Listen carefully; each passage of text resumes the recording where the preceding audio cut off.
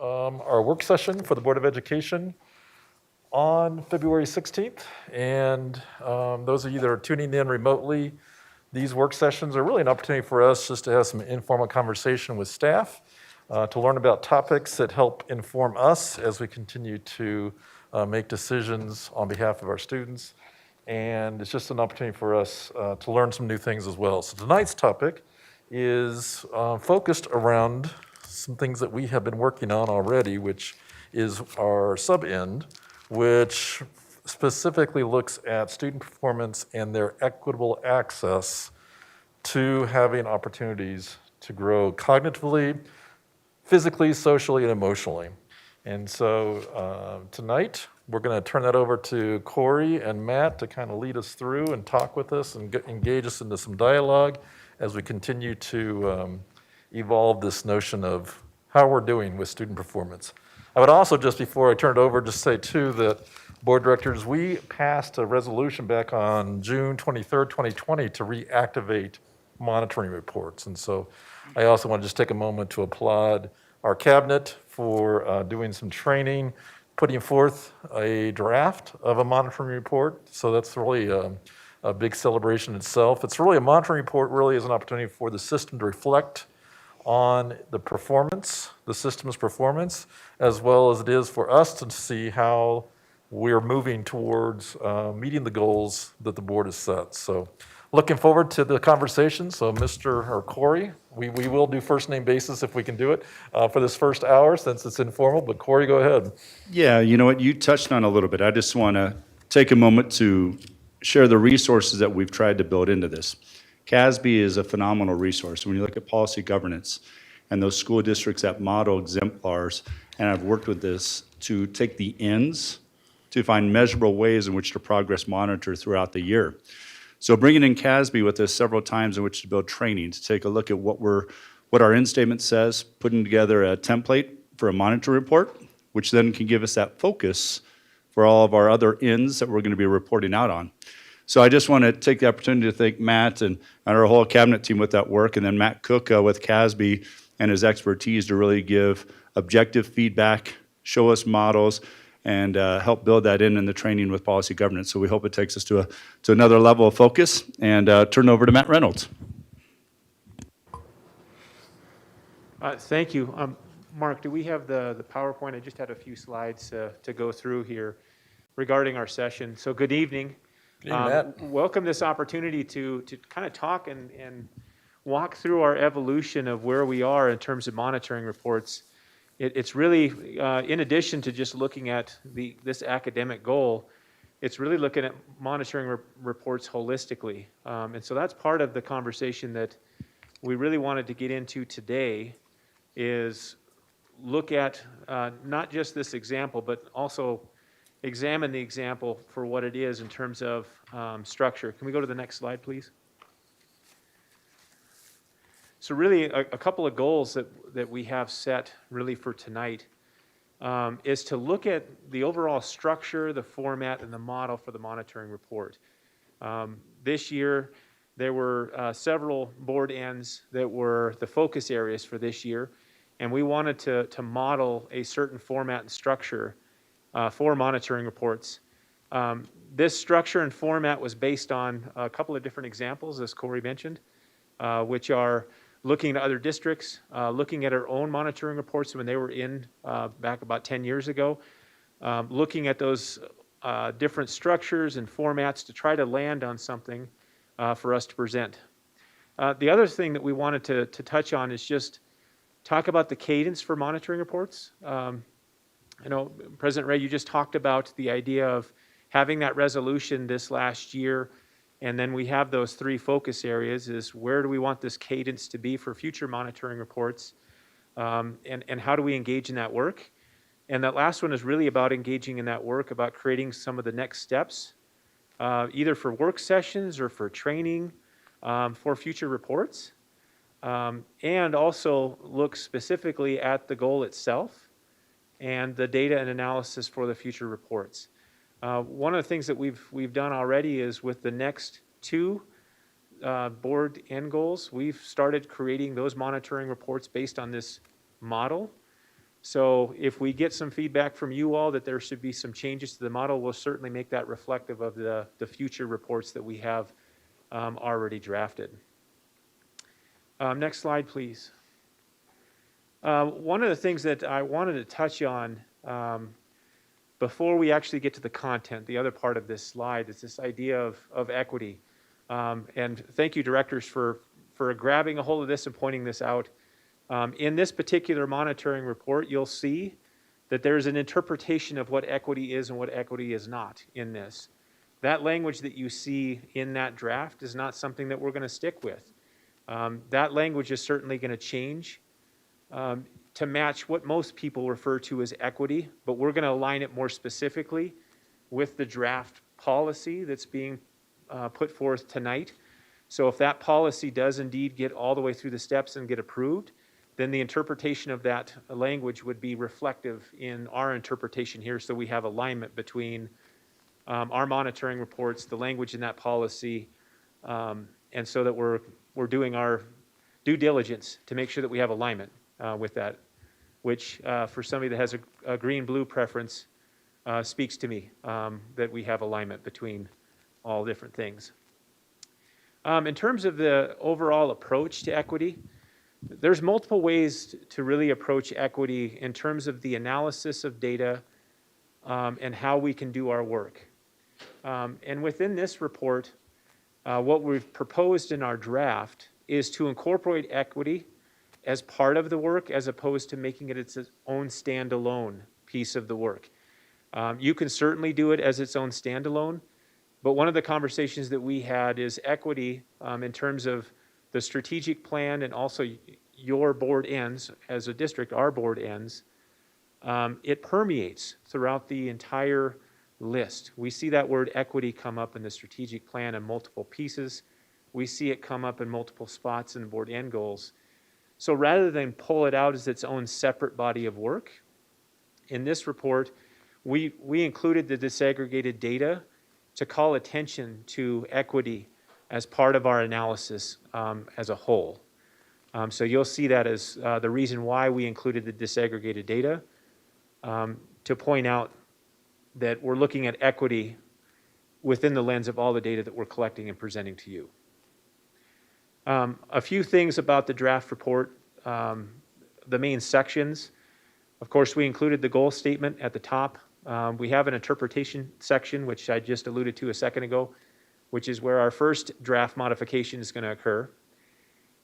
We have metrics that are associated with the goal that have indicators. We also have a rationale for why each one of these data sets is included. We included a summary of data, both overall and disaggregated. We have an initial analysis and findings. You'll see that below each set of data as we go through, whether it's the overall or the disaggregation. If we found a piece that was interesting, we certainly included that as part of the analysis right underneath that, so you don't have to search for it. For example, if we're looking at males and female performance on an assessment, there was an interesting differentiation between those two. We immediately called that out underneath that set of data, so you didn't have to search for it. We also included something that's not normally part of a monitoring report, which is that next step section below each one. That's one thing that we wanted to include as part of our monitoring reports. Working with Matt Cook was tremendous. And I echo what Corey just mentioned regarding the work with Matt. He was able to provide us really good pointed feedback in terms of the contents, the structure, and we took his feedback and incorporated that in this latest, greatest draft that you guys have access to. So, can we go to the next slide, please? I did want to point out one thing with our interpretation here. This board end goal is fairly massive in terms of all of the different components. Really, if you wanted to look at this goal, it's almost the entire student experience that they have within our school. So when we were interpreting this goal, we knew that there were questions about where students are academically in terms of You hear people talking about the impact of COVID. And so that's where we focused our attention for this first draft, is to look at the cognitive aspect. Certainly with physical, social, emotional needs, we would add additional indicators for that. But we wanted to first start off with the cognitive, because you can see how this becomes a multiplicative exercise with each time that we come up with another, call them a domain of physical, you're adding additional indicators along with the disaggregated data underneath. So we wanted to bite off a meaningful chunk here. The data that's included here, we really have 4 data sets. We've included the district performance framework, and I do want to spend some time on the rationale for the inclusion of the district performance framework. We've included 3rd grade reading, which is the iReady, which we'll talk about as well. We have middle school math placement and College Board advanced placement data as well.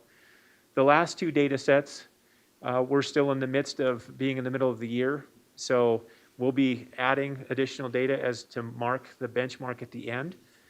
Typically, with cognitive data or assessment data that's measuring learning, whether it's growth or achievement, typically we get the data benchmark at the end of the year, because that represents the end of the acquisition of the grade level standards for a particular grade level. So you'll see that with some of the data that we've included. In terms of the district performance framework, we know that last year with the governor's order to pause accountability and assessments, the district performance frameworks were frozen. One of the things that we talked to Matt Cook about as we were going down the path of looking at data, it was the idea of including more broad picture of our data, other than just narrowing our focus to specific data sets like iReady, math placement, and College Board, to give a broader picture. And one of the pieces of advice that he gave is, with the monitoring report, you do want to have that more global picture, which is what the district performance framework provides us. It also provides us with the idea of an external evaluation, because that's what the state uses to judge basically our schools and puts us in the accountability lens. So we get those performance frameworks based on our ability to perform. It will be interesting to see what happens in the next several weeks. We may have another shift in accountability depending on what they decide to do with state testing or with accountability period. So that'll make this data set very interesting. We did look at some other districts on how they're approaching this issue as well, in terms of monitoring reports, and it's the similar type situation where that global picture that we have on state level accountability is really frozen in time. And you'll see that in the data set that we have. That data set is also used for unified improvement planning. It's the basis by which we create our action plans, but we're using other internal data to help support the work of that plan. 3rd grade reading. You'll see with under 3rd grade reading that we've included both placement, which is your achievement metric, and we've also included growth. This mirrors the same concepts that are under the district performance framework, that we've included both achievement and for growth. We also disaggregated that across different categories of students as well. So you'll see that underneath. The 3rd grade reading scores, that was based on the middle of the year. We still have the end of the year collection, which is what we utilize to submit to the state for them in terms of being in compliance with the READ Act for funding purposes. It also is the determining factor that's largely used for students to identify them as having reading deficiencies as well. I'm going to take a breath right there. That's probably more talking than I've done all day. Just to see where you guys want to take the conversation, or just turn it over to Corey.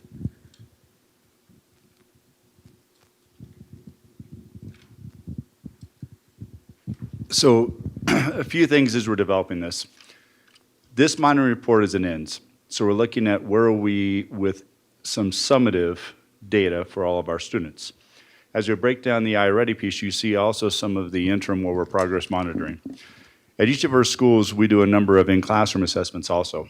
What we've called out here are areas that we notice as you have benchmarking from state assessment, from iReady, from other types of systems that monitor out on our district and different levels of performance. It also gives us an opportunity to segregate it out. What do we notice? And that gives us the potential in future meetings to call out what do we want to look at more specifically. So it really gives us not only a way in which we look at how are we doing as an entire district by levels with some benchmarking of ends and that reasonable monitoring report of how are we accomplishing this and what are our next steps. It also allows us as a group to call out what we'd like to dig into deeper and examine and share more, like Matt said, at a future work session. So again, that's when you look at the whole purpose and process in which we are using our meetings and using the opportunity to dig into student data further, it gives us a priority piece and a focus to build off of. So again, as you start to look at the data that you've seen our analysis of and next steps, love to hear what calls out to attention to you as possible topics.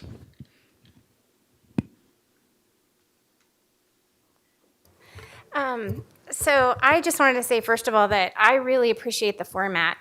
Especially the next steps and the action that's already been taken.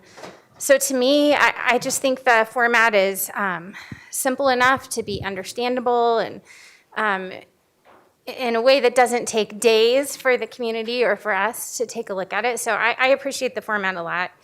And I also appreciate that you mentioned that the interpretation is still a work in progress in terms of like the interpretation of what equitable means. I appreciate that. And then I guess my questions, sorry, I kind of lost my place here. I guess my questions would really be not so much in terms of what you've laid out, because like I said, I think this provides really good data. But you mentioned CMAS. And I totally understand that this is something that we need to monitor and keep track of. But in the event that CMAS isn't administered again this year, that wouldn't be our decision. That would be a statewide decision, obviously, that we would comply with. I think it'd be helpful for the community to know what local assessments that we also utilize. Because I know that on a daily basis, we're keeping track of where our students are at. It's not just CMAS that tells us that. So I don't know if that's a topic for another time, but eventually I think that would be helpful to be able to list some of those local assessments that give us data that might even be sometimes more timely and more helpful than CMAS.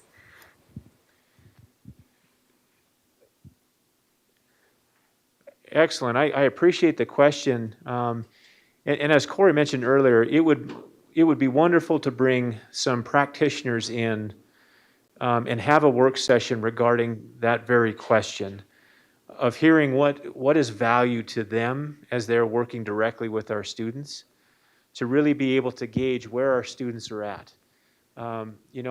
We talk about CMAS and we talk about these very formal end of the year summative assessments. When we get down to actually what they're using to inform their work with students, there is a variety of both formal and informal assessment data that they're using day to day to judge where kids are at, what instructional moves they need to make. And I would love to bring some practitioners in, building leaders, teachers, some intervention specialists, to have a conversation regarding what data points they're leveraging beyond just the summative data points that go into like a monitoring to give us an overall picture of the district, but really what they're using on a day-to-day basis to help them with their instruction and meet the needs of our kids. Yeah, I appreciate that. And as important as CMAS is to our district, it really helps us globally to make any modifications needed for instruction on this global scale. I think it's important for the community to understand that for our students right now in the classroom, probably even more important is the immediate local assessments that we're doing in our classrooms that we've been doing. Because, we know that CMAS, the results don't come back until, the next school year? So I just kind of wanted that to be a message that the community heard, was that we're constantly assessing, and we're doing it at a local level that can help our students right now. So I'm looking around to see if anybody else has questions or comments. Director, or Kevin? Well, again, thank you very much, for your work. I'm more trying to focus on how we could help our student, better in terms of academic excellency. I reviewed the last 3 years, the accountability reports from the state, what school are in comprehensive support and what school are in target support. And in 2020 and 21, we still have 10 schools. Of those 10, 2 are charter, 3 alternative school, 2 elementary school, and 3 middle school.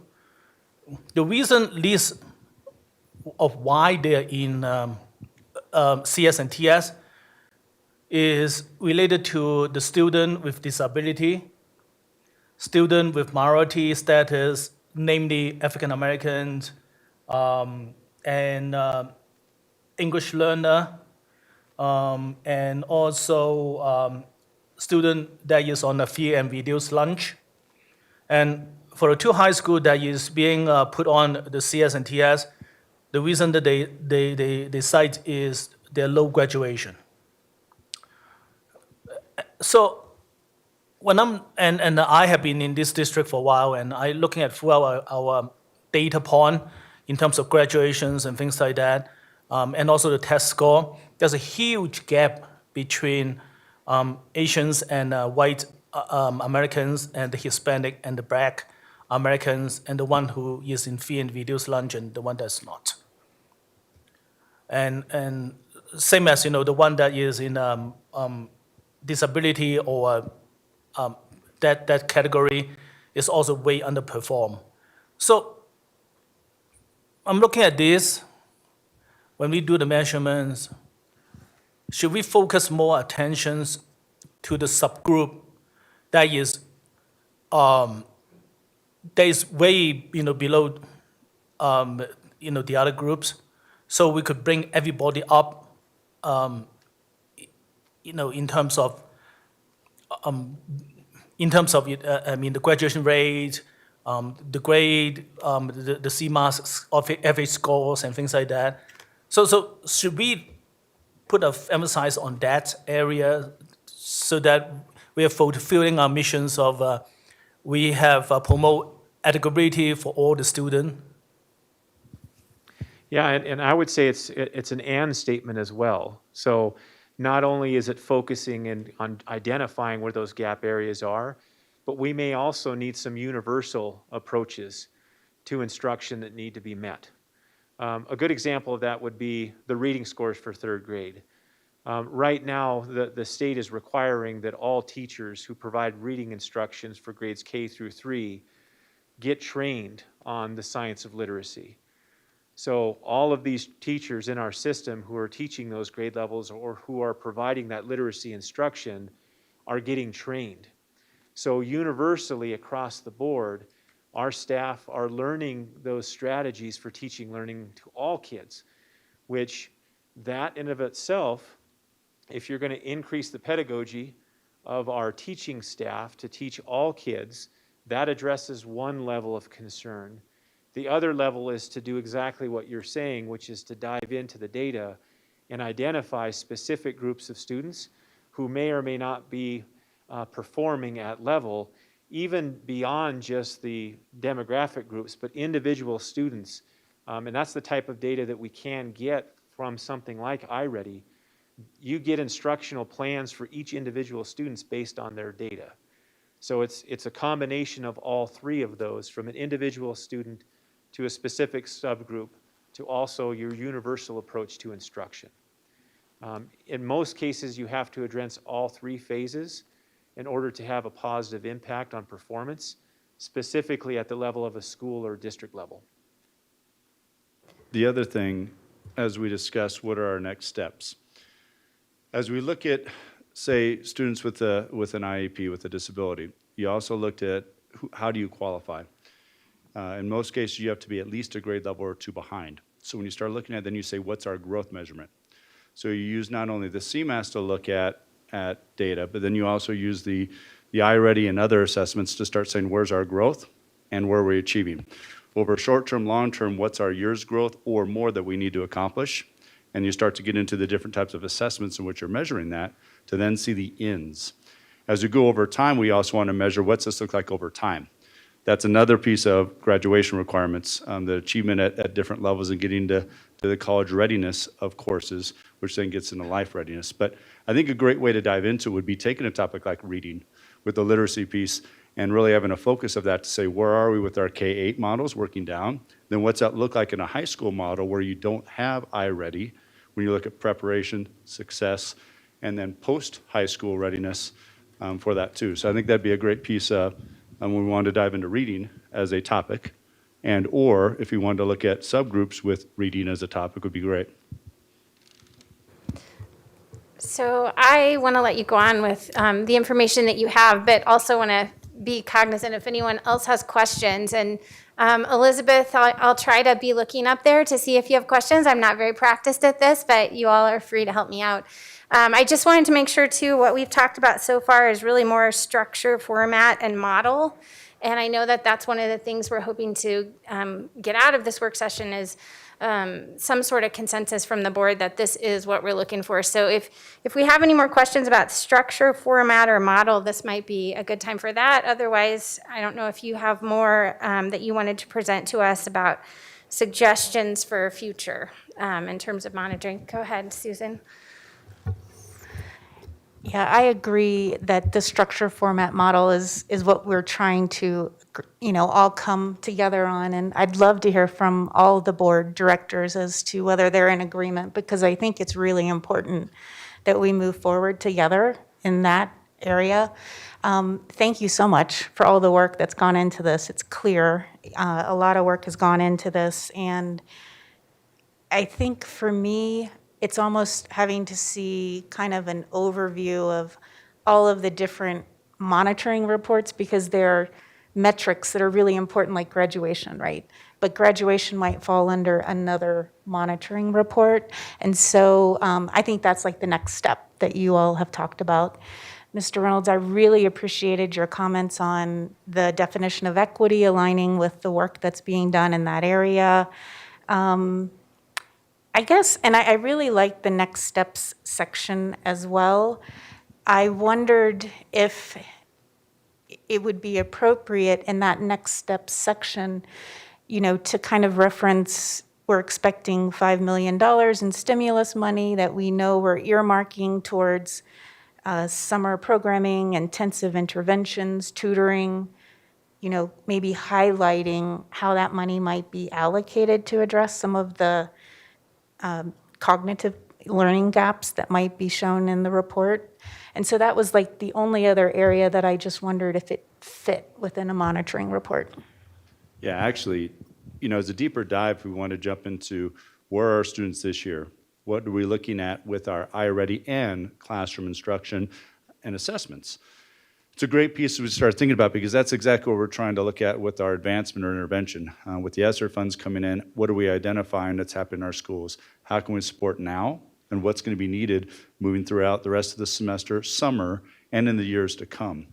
So actually, it's a topic that in the superintendent's report a little bit later, I also start to address of what are our next steps? And again, we're already identifying and building in those interventions to advance and hit essentials of learning for next steps, next grade level readiness. I think at the same time, building in a deeper dive to talk about that, to share what do we notice, building in practitioners. When you're in kindergarten and you have sight words, and you start working with students who are struggling with sight words, what are our next steps? And you start to build up that literacy side of reading to get ready for third grade assessment. Our kindergartners now, where are they? What's our preparation then for first and second grade to build into a critical year? With our third graders, how do we continue to build upon that step? So again, I think that's exactly where we are as a district. And as we start to see that focus of, is this pulling out the disaggregated data to allow us to look at a whole picture we start to notice things and come back to what's important. So if it's special education, if it's where are we now with COVID and looking at key indicators and really try to build in where do we notice and what are our next steps, I think would be two possible topics that I've heard from you tonight. Also, I wanted to touch on, and I'm glad you brought that up, because there's been significant work that has been done over the last 12 to 18 months to redesign our SBB. So the SBB redesign has indicators for those at-risk categories where we're allocating funding to address, as Director Lung pointed out, address some of those gaps that we're seeing. And this is going to be the first year where we've implemented this new SBB. And ESSER is part of that, because ESSER is falling in line with a distribution based on the federal government. But this year is really our opportunity to say, okay, we have this new model for SBB. Now we can monitor from this point forward how that funding is impacting students within those different disaggregated groups on how it's being allocated. So for example, if we're allocating funding based on students' low performance in something like iReady, we can go back and look and say, okay, you've got an additional funding coming to you. What are we doing with that funding? It's very similar to what we're doing with the READ Act right now, where the state tells us we're issuing per pupil dollars based on your student's performance. What are you doing with that money? And so right now we're doing a revision of our budget submission for the READ Act for that dollar amount. We can look into the future and do the same thing with the SBB model, and say, okay, you've been allocated these funds. What are you leveraging these funds for? To really get to the heart, I think, of what we're all kind of asking for is, what are we doing next to address these areas? Go ahead, Kevin. Well, thank you very much for the explanations. Maybe I'm not express myself clearly. When I'm looking at that, the slides over there, it's very generic, talk about the overall district performance. So the reason why I said what I said a while ago is maybe a little bit breakdown would be helpful for us to plan our strategy as method that, so we can refocus our dollars on the school that need that more. And also the second things I want to raise in this, I'm looking at this performance student data review. It seems like very heavy on English and mathematics. But of course, we know that humans have two sides of the brain. So art, music, doesn't seem like this is reflected on this slide. And how can we measure it to make sure that the student data on that side of the brain is also adequately reflected? Because I don't think there's any test score, on math and music, on more humanity side of the equations, and also AP also of science and social science, that sort of test that I only see number 4, the College Board AP is only, did I really correct? It only measure math and English. Are we also measuring science and so what I'm trying to say is, how can we measure the other side, the more artistic side of the students' data? Outstanding. That you've given me a lot to chew on there. So I do want to start with AP. These AP courses are classified in English and math in regards to graduation competencies. But within math, there are science courses that do count as math courses just based on the content of that class. So the AP do count humanities, they do count some other things. They're just classified by English and math based on them addressing the graduation competencies. We did look at some other previous examples of monitoring reports in how to get to some of the other indicators that you've just described. Things like extracurricular participation and participation in some of the elective courses. Those are all things that we're considering in terms of future monitoring reports to get at that data that you're speaking of. And so we've been looking at some other examples, not only internally of what we had for monitoring reports, but also looking at some other districts, for example, to get into that data, because you're absolutely right. There is no formal assessment for art other than an AP art class, and not every kid takes that. So we're looking and trying to see what else is out there for us to be able to pull from that would be appropriate for a monitoring report. Do you have any- The thing is, another one of our board ends is on equity, so access and opportunity.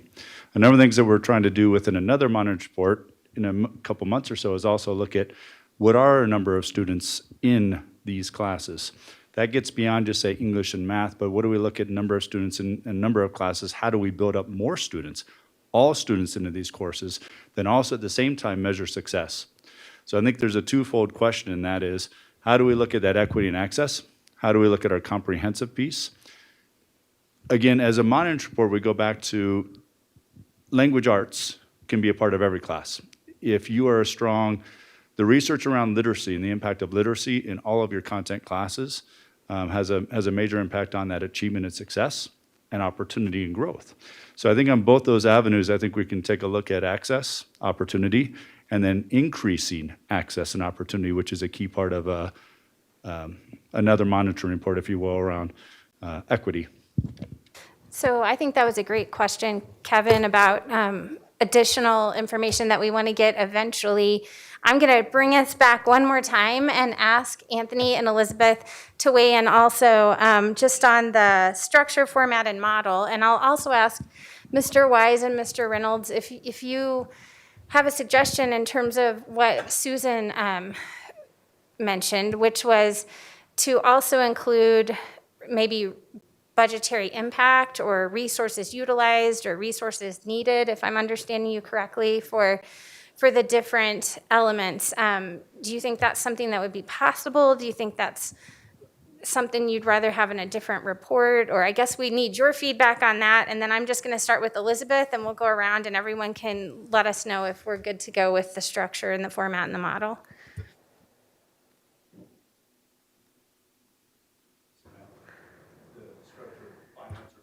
Oh, I thought that we were waiting for them to respond. Well, actually, I was kind of hoping you could give us some input on that so they would be able to respond to that also, like just where applicable. I'm guessing there may be times that there's not, I don't know. But where applicable within this report, do you think it would be reasonable, not too time consuming, in other words, beneficial for us to have that information in this report, or does it belong somewhere else? So I think that's a part of, as we decide on this model, then we go back to say, what other ends, what do all of our ends say, and what do we clearly define, and what do we want from this? When it comes to budgetary impacts on programs and opportunity, I think that's a part of equity, and also a part of our other end, which is financial well-being, because we can get into that. You have an overall monitoring report with lots of data that we sent you and feedback and analysis and where our next steps are. And then as you call out, this is something that we really want to dig in deeper. And we use the data to say, look at this as we notice our next steps. I think that's a great piece that we could find. So if we want to look at budgetary impact for programming, it could also probably fall into both of those. And we could do a work session and dig deeper on what does our equity of opportunity and access look like? What's the cost of that with resources and ability? And then we could also go back on the financial well-being. As a separate piece, where's our whole budget? What's it look for? How do we disaggregate the data that we push out into schools and also use with curriculum instruction to say, where are we spending our money and how could we increase this? So I think it'd be twofold, which could blend over in another work session piece. Sorry. Give you a chance to follow up because you were the one that brought that up. I don't know if you have follow-up questions or. Yeah, I'm just sitting here trying to process, and, so basically I'm thinking this should give us a systemic look as to how we're doing. And we're in a very unusual time right now where there's a loss in learning time that every school district is experiencing. We've talked about tutoring and we've talked about different ways to address that. It seems like at the end of this report, or in some way, you would be able to say, based on all of the metrics and data, it's our recommendation that. Elizabeth, do you want to weigh in on this? Sure, I'd be happy to. The amount of work that has gone into this is truly, I am just so genuinely impressed. And Krista, to answer your very specific question, your narrow question, the structure and form that has been presented to us is just exactly what I have been looking for. And I just want to note that essentially we are recreating and implementing an entirely new system of accountability that has pretty much been absent from our district for the past, 10 years-ish. Our first run through this is not going to be perfect, and our first round of monitoring reports that we receive are not going to look like the districts that have been building on this process and have recognized where there may be gaps in the data that they're receiving and have had the opportunity to tweak those reports. I think the most critical piece for where we are right now is to just dive in and start. And the form that we were presented tonight is a perfect starting point, in my opinion. And I would be very, very grateful to receive this exact structure with the exact data that's been included. All right, thank you. Anthony? Matt and Corey, thanks for this. We've spoken about this on the board for quite some time to actually be close to having something that we could use. I think it's great. So the format that you've laid out, the structure, like as was Elizabeth just said, we have to start somewhere. I mean, we could sit and ideate over this again and again. We've done this for a while, so I think it's a great starting point, and let's use it to begin tracking our progress. I do like Susan's idea around tying it back to dollars, but I think Corey mentioned that we could break that out as a separate work session, so that's sufficient for me. So let's get something out there that we have and can start using as soon as possible. I think that's where I sit. So thanks. All right. Kevin, do you want to weigh in again, or Susan?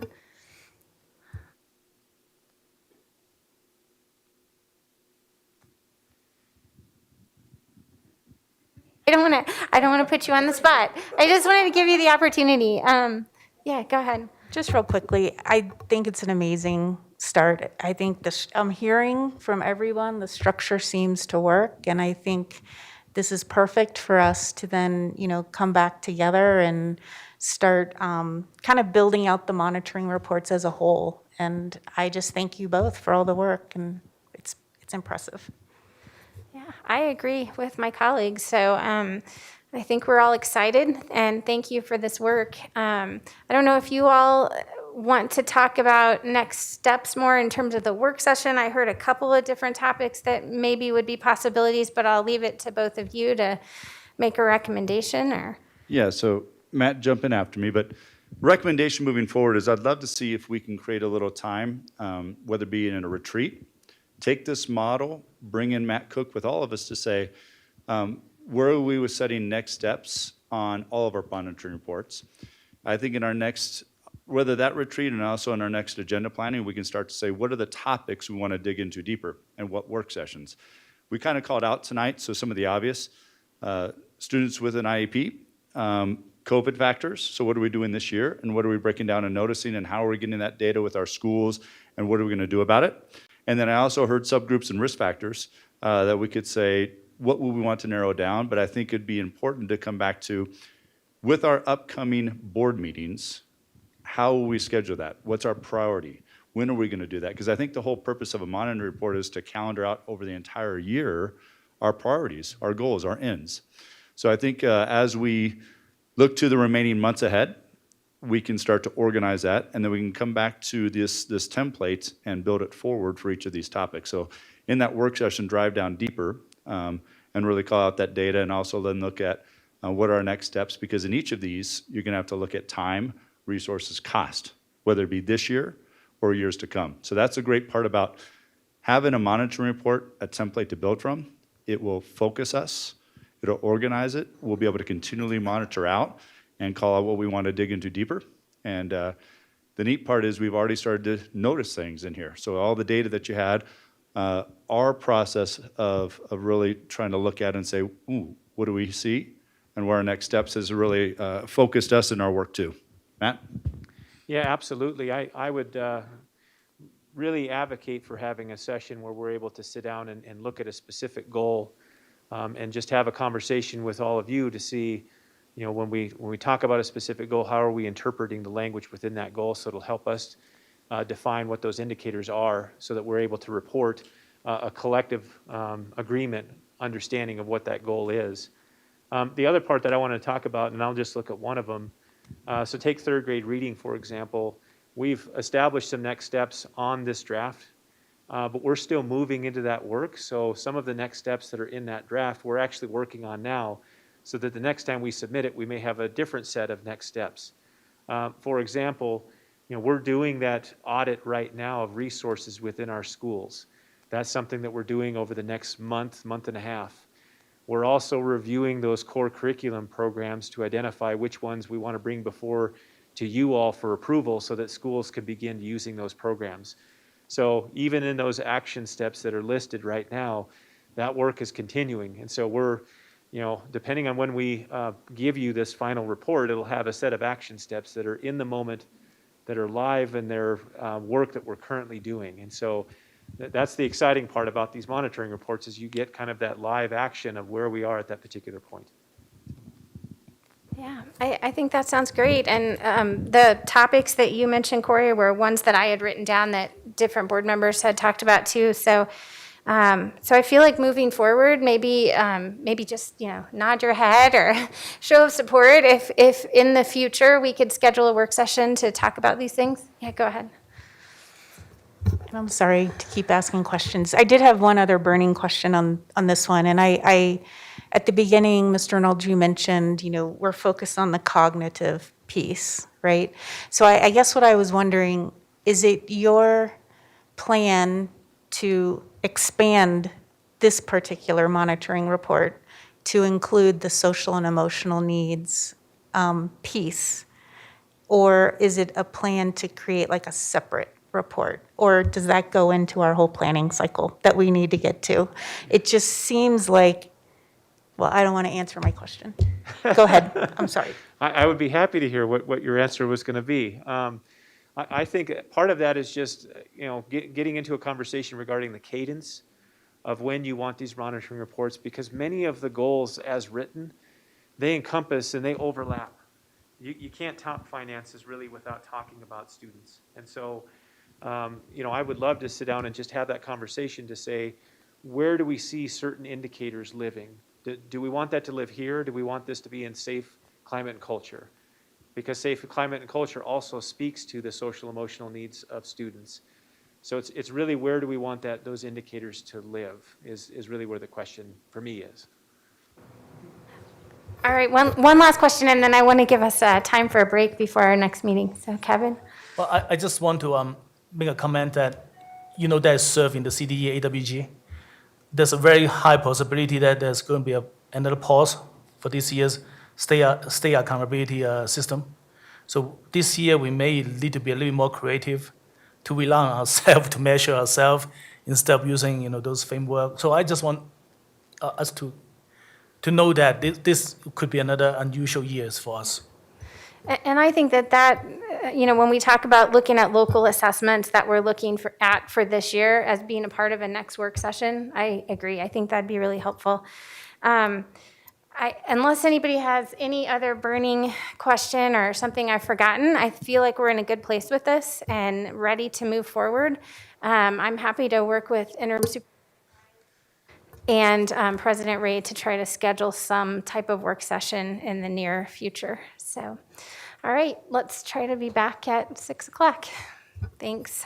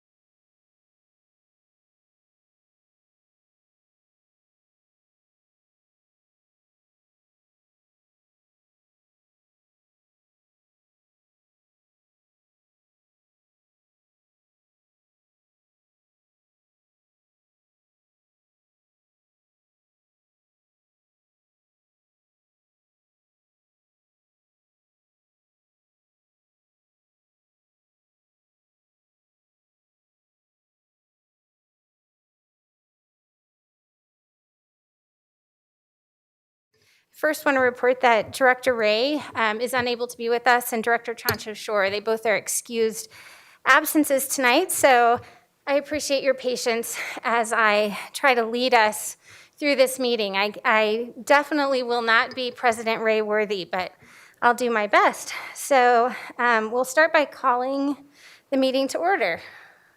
We'll bang the gavel and call the roll. So Director Graziano, Here. Hanson, Here. Lung, Here. Meek, Here. Holtzman, I'm here. And as I mentioned earlier, Director Ray and Director Chancho Shore aren't able to be with us tonight, but are excused. So let's do the Pledge of Allegiance.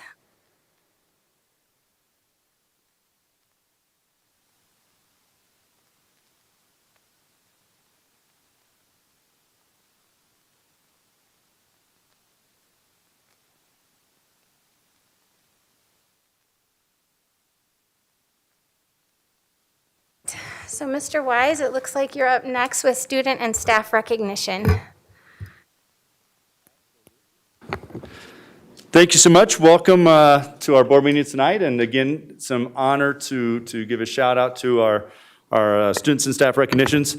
I first want to take a second just to say thank you to our O&M, our Operations and Maintenance Department.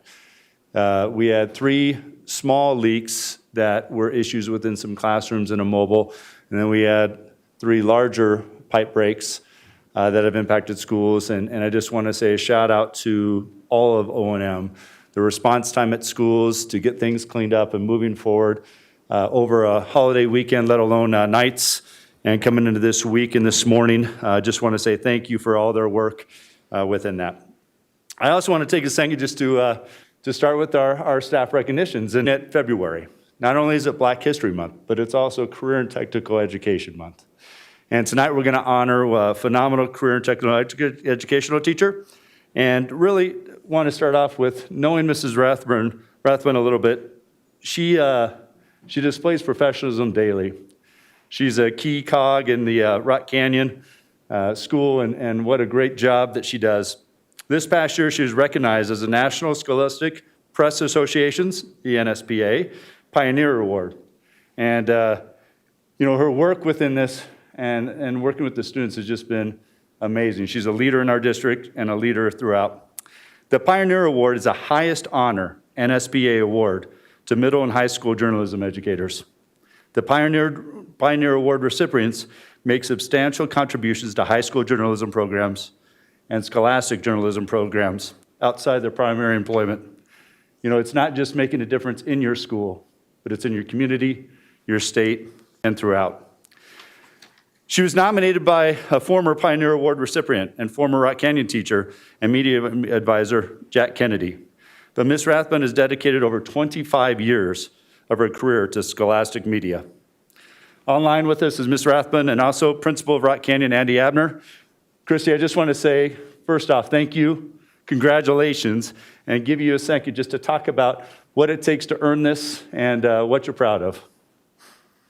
Well, first off, thank you so much. I appreciate the recognition, and it's because of the students that we have in Douglas County that make my job easy and that make this kind of award happen. I think it was definitely a surprise, but it also is testament to how hard our students work and the extra time they're willing to put in, and the way that they represent our community, whether it's our Rock Canyon community, our Highlands Ranch community, our Douglas County community. And so it really always comes back to the students. I joke that they make me look good, and it's their work that I'm thankful for. So, yeah. Well, very humble and modest, and the hours and time and professionalism and all the passion and heart that you put into it, we can't say enough. And Mr. Abner, I don't know if you want to take a second and just again share a few words and what you're proud of Mrs. Rathbun. Absolutely, yeah. Thank you, Corey. Thank you, Superintendent Wise, and thank you, Board of Education directors. This recognition means so much, and we appreciate you recognizing one of our finest JAGs. To be nominated by Jack Kennedy says it all. He spent over 40 years as a journalism teacher, continues to do so as a professor up at CSU. And Christy has earned every bit of that that nomination. She is an outstanding teacher. She's dedicated her career to excellence, as demonstrated by this award. Not only have her staff produced, award-winning, state award-winning and national award-winning work for Rock Canyon High School, but they've done it for the past 13 years without missing a year. She's also mentored other teachers across the nation, even some right here in Douglas County, who are doing great things, and their staffs are winning awards and doing a great job for their students. So she truly is a great advisor, a great mentor, a great coach, not only for the students at Rock Canyon High School, but ultimately her influence has impacted, we can't really keep track of how many students she's impacted because the number is so big with the number of other teachers that she's impacted. So Christy, I just want to say on behalf of the entire Rock Canyon community, we are so proud that you're a teacher for us at Rock Canyon High School, and we're so proud of the work that you have done and the work that you continue to do. Go Jags. Thank you very much, everybody. Yeah. Again, thanks for the work that you do at Rock Canyon and for all the students and also for Douglas County and beyond. So again, congratulations. How about a round of applause for Christy?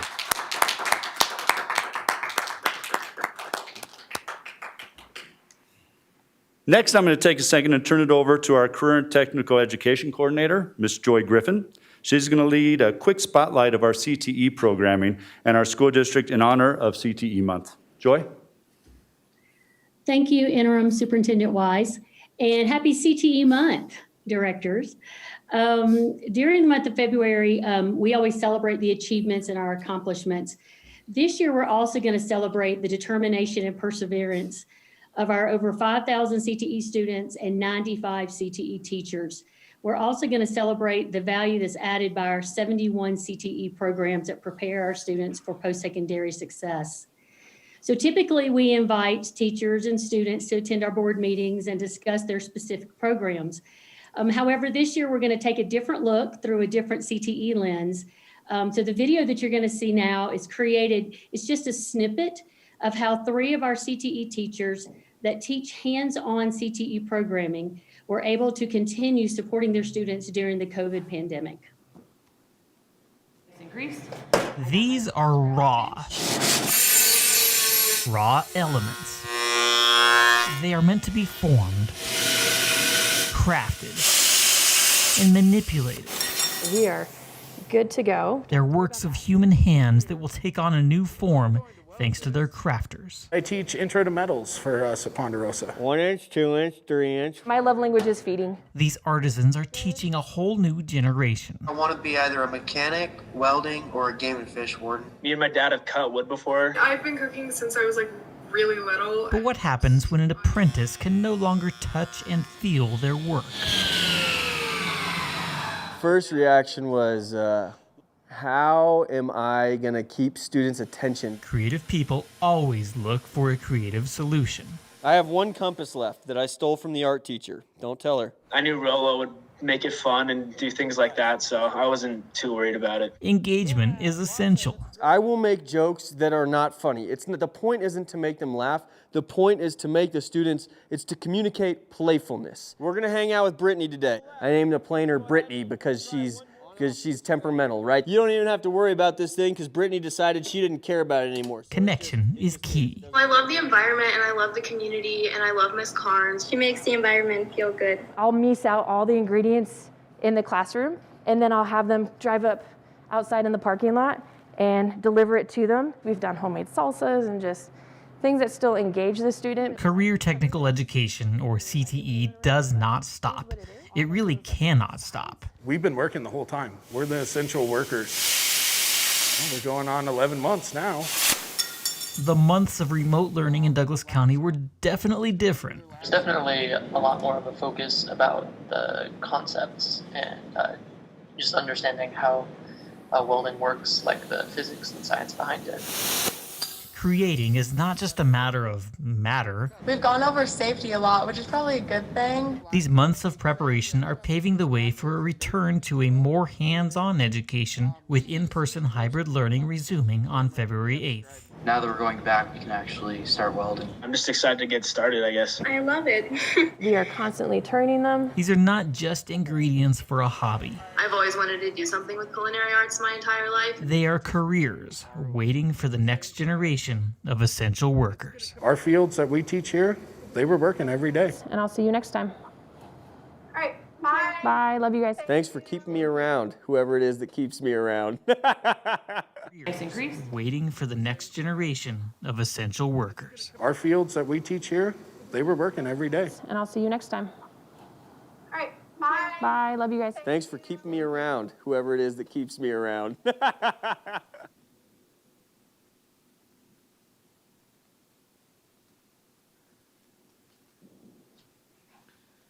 Isn't that wonderful? Can everybody still hear me? Sure can. Okay, thanks. So, I'm just really proud to be a part of CTE. We have great CTE teachers in our district. They've all continued to provide their students with rigorous academic and technical skills during these less than perfect conditions, right?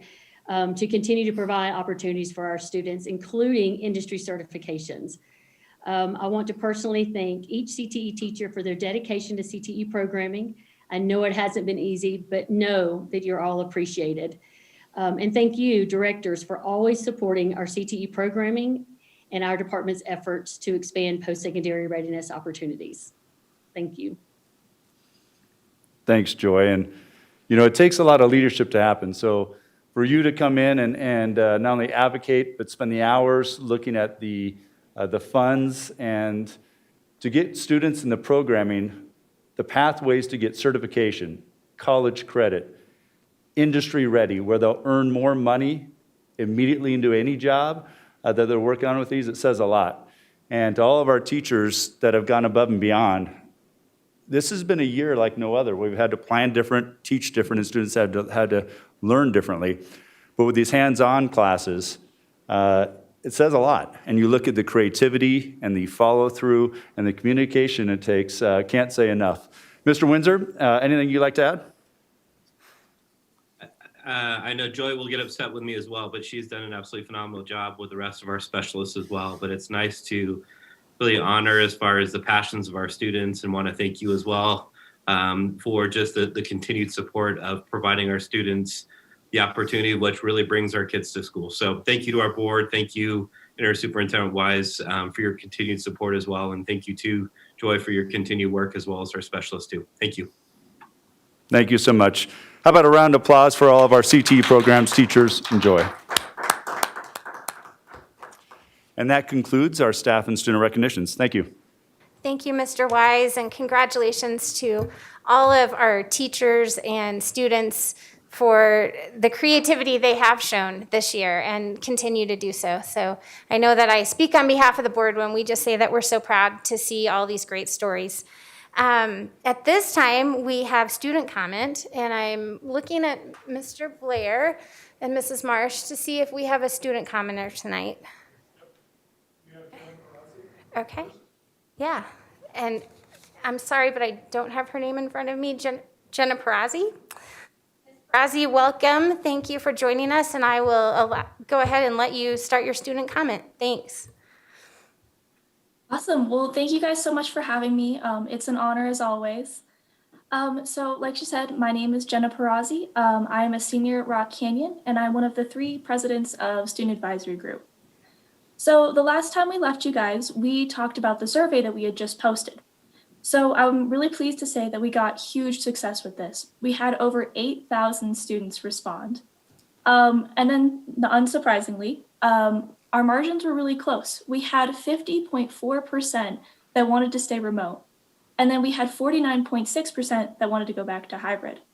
And so of those that wanted to stay remote, the main trends that we saw there were they really wanted some consistency in schedule, and they're really worried about the physical health of them, the teachers, and then also parents and community members. And then from those who wanted to go back to hybrid, we really saw a push for mental health. People really wanted to be in person, have that interpersonal connection as much as possible in this pandemic. So then many students from both sides of the survey really wanted to have consistency. That was a really big trend that we saw. And so far, from what I've seen, from what the majority of us have seen, this new hybrid 2.0 model has been really working out with the synchronous learning. I know it's not every class, but most classes have been having a big push for that. And while I know I was lucky enough to have a bunch of synchronous classes for semester, I know not all students had that, and it was really easy to fall behind with that asynchronous learning. But like I said, so far, synchronous learning, that push for that has really been helpful. And then also, I think while it's still too early to tell really how this is all going to shake out, I think that the board giving the schools more autonomy to really make those day-to-day choices has been incredibly helpful. So kind of talking along with that pandemic, I think that connection is really important. And so with that, we are hosting the first ever Youth Summit. And then this is going to be led by Mrs. Alston, and then will hopefully take place on March 8th. And the Youth Summit really is a collaboration of a bunch of the teen leadership groups throughout the district. And we really hope to make some lasting connections between these groups and, maybe start working towards some solutions within our district and just bringing together that larger pool of minds. Hopefully, these will include the youth commissions, the teen courts, and then some other youth leadership committees. And then, as always, we do have our future meetings to look forward to with the student advisory group. We really want to continue working towards those 5 goals that the board proposed to us at the beginning of the year. And then a big part of that is going to be our interest groups.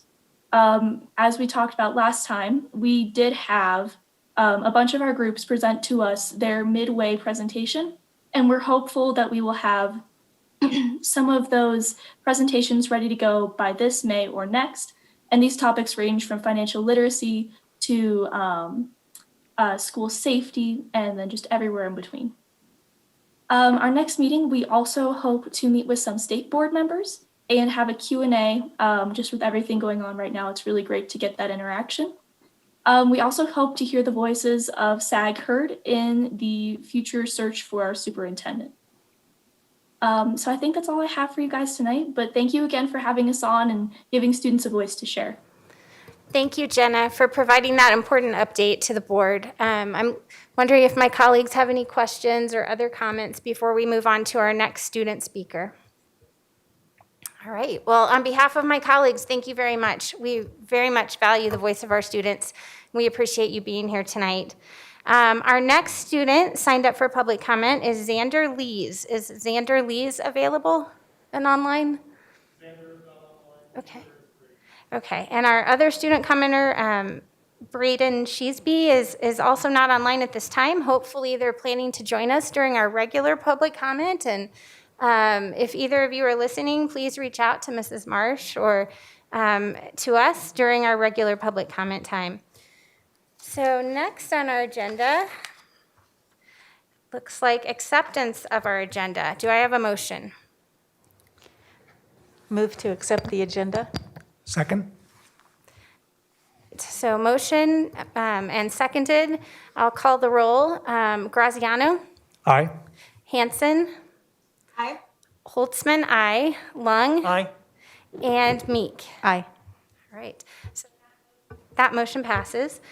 And then next, it looks like we're back to you, Mr. Wise, with superintendent reports, beginning with vaccination and testing update, followed by in-person learning. Absolutely. Thank you so much. I want to take a start. As we start talking about this superintendent's report, we're going to cover a number of things. We're going to share a little bit about our current COVID data. That includes a lot of our criteria we're using to measure sustainability, health, next steps. We also are going to talk about our vaccinations and give an update on vaccinations. We do have a guest with us from Kaiser to share some of the targeted vaccination process we've tried to build in for all of our teachers, and I think to some great success. And then we'll start to share out a little bit on our next steps of planning as we move forward with this, especially with the work that we're doing with the vaccinations with our teachers and progress monitoring. If you can switch to next slide, please. And 2 more. Slide 4. As we've brought back middle school and high school, we've continued to monitor all of our sustainability criteria. One of the greatest ones, as we know, is the substitute rate in fills. So as we look at where are we at with our substitute teachers and what's our impact now coming back with the quarantines, I'm going to let Amanda Thompson jump in and share a little bit of our data, a little bit of our work with our subs, and continue to work with our subs the next steps as we share continued movement forward. Good evening, board directors and community. Thank you, Mr. Wise, for the opportunity to speak to all of you this evening. So yes, as you'll see, we continue to ensure that we're updating our average fill rates for each of the weeks. So we remain in the 90% ranges throughout each week, including today. We were in the lower 90% range as well. Knowing that, please note, of all of these vacancies and data reports in terms of average fill rate, this includes all reasons for absences, not just due to COVID reasons. We continue to hire on additional subs. So as of this month, we are at around 976 subs and growing. And as you know, we recently completed our wonderful town hall update with our subs, first time ever. And we are really pleased, as were our subs, in terms of giving them space and opportunity to share their voice and share their concerns and share their appreciation for listening to them and ensuring they're part of the DCSD family. If you would like to know about how that went, you can link in here to the following links of the presentation and the actual video. And then know that in terms of supporting our subs, we have a sub boot camp as offered by CDE. So this is available to all subs across the state, including our amazing subs. And then we have a hiring webinar on February 17th for any new sub, any aspiring sub, and we will walk you through from the Office of Human Resources in our sub office, the process and steps to becoming a sub. Know that if there are any additional needs in terms of what our subs are needing, we will continue to offer any kind of support as needed and as available. Included in this is also ensuring that our subs have opportunity to obtain vaccines. So they are part of our vaccine group because we know that our teachers and our other front-facing staff are priority. And then our subs are also part of that group as well, to know that in order to support any kind of vacancies, we do need our subs. Recently, when we met with our subs in the town hall, they shared with us that some of them are awaiting the opportunity for a vaccine. Some of our subs have chosen to hold off on subbing until they can ensure their vaccines are completed. And then some of our subs also mentioned a need and or a request to review our sub rates. Please know that we are doing so. So we're reviewing across the metro area. And right now, just wanted you to know, excuse me, that we are reviewing that in terms of what that approximate cost would be, knowing that some of our districts have raised their sub rates temporarily, while others have not. And also to ensure that we are reviewing all of our budgetary priorities to ensure that we are making the most fiscally responsible decisions. For example, Littleton Public Schools, their daily rate is around $95 a day. That's for the day-to-day sub. They offer $135 a day for long-term, and then they offer $200 a day for a COVID response and support rate. Jeffco just recently raised theirs to $150 a day as we look at the remainder of the semester. And Cherry Creek offers around $96 a day in terms of their daily rate, with $130 for a long term, and then $150 for our retaillees. Douglas County right now, we offer $110 daily, and then we offer $130 a day for our retirees, and then a separate rate in between for our long term. So we are right within the metro area comparison. But again, we are reviewing all of this information along with the various budgetary priorities to ensure that we are making the most fiscally responsible decisions, yet meeting the needs of our amazing staff and students. The other thing we want to make sure we do during this time is For any of our substitute teachers watching, a reminder, please check your district email. We know at times you don't always go into your district email, but your invitations and ability to get your vaccination appointments do come through our district email. We're going to send out a number of different reminders on that. But if you don't check your district email often, please do. Another piece that Ms. Thompson talked about a little bit, while we have 976 subs, about 45% of them are active. So we're hoping with the vaccinations with our substitute teachers that we get more than 45% active. You know, we were at 93% last week with middle school and high school coming back. Today we're right around 91%, and tomorrow we're predicting to be about 93%. So it's a little bit lower than it was. It's still good, but we're monitoring those things. So the impact of our substitute teachers and ability to use them across our system is critical for our sustainability. Amanda, Mr. anything Watt? else you want to add? Yes, thank you so much. You're reading my mind.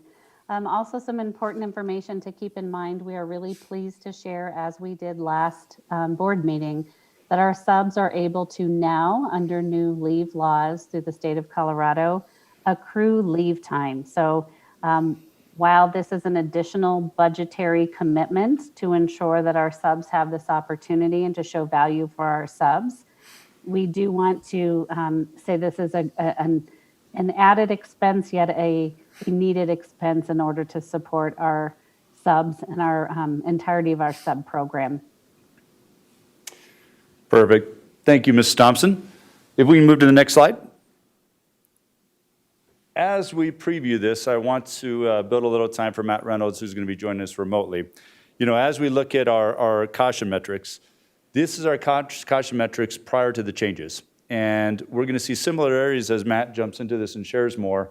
But as you start looking up to the past, our 14-day incident rate per 100,000 has been a critical piece within our sustainability, along with our trend case rates of our students, and that's that 14-day piece.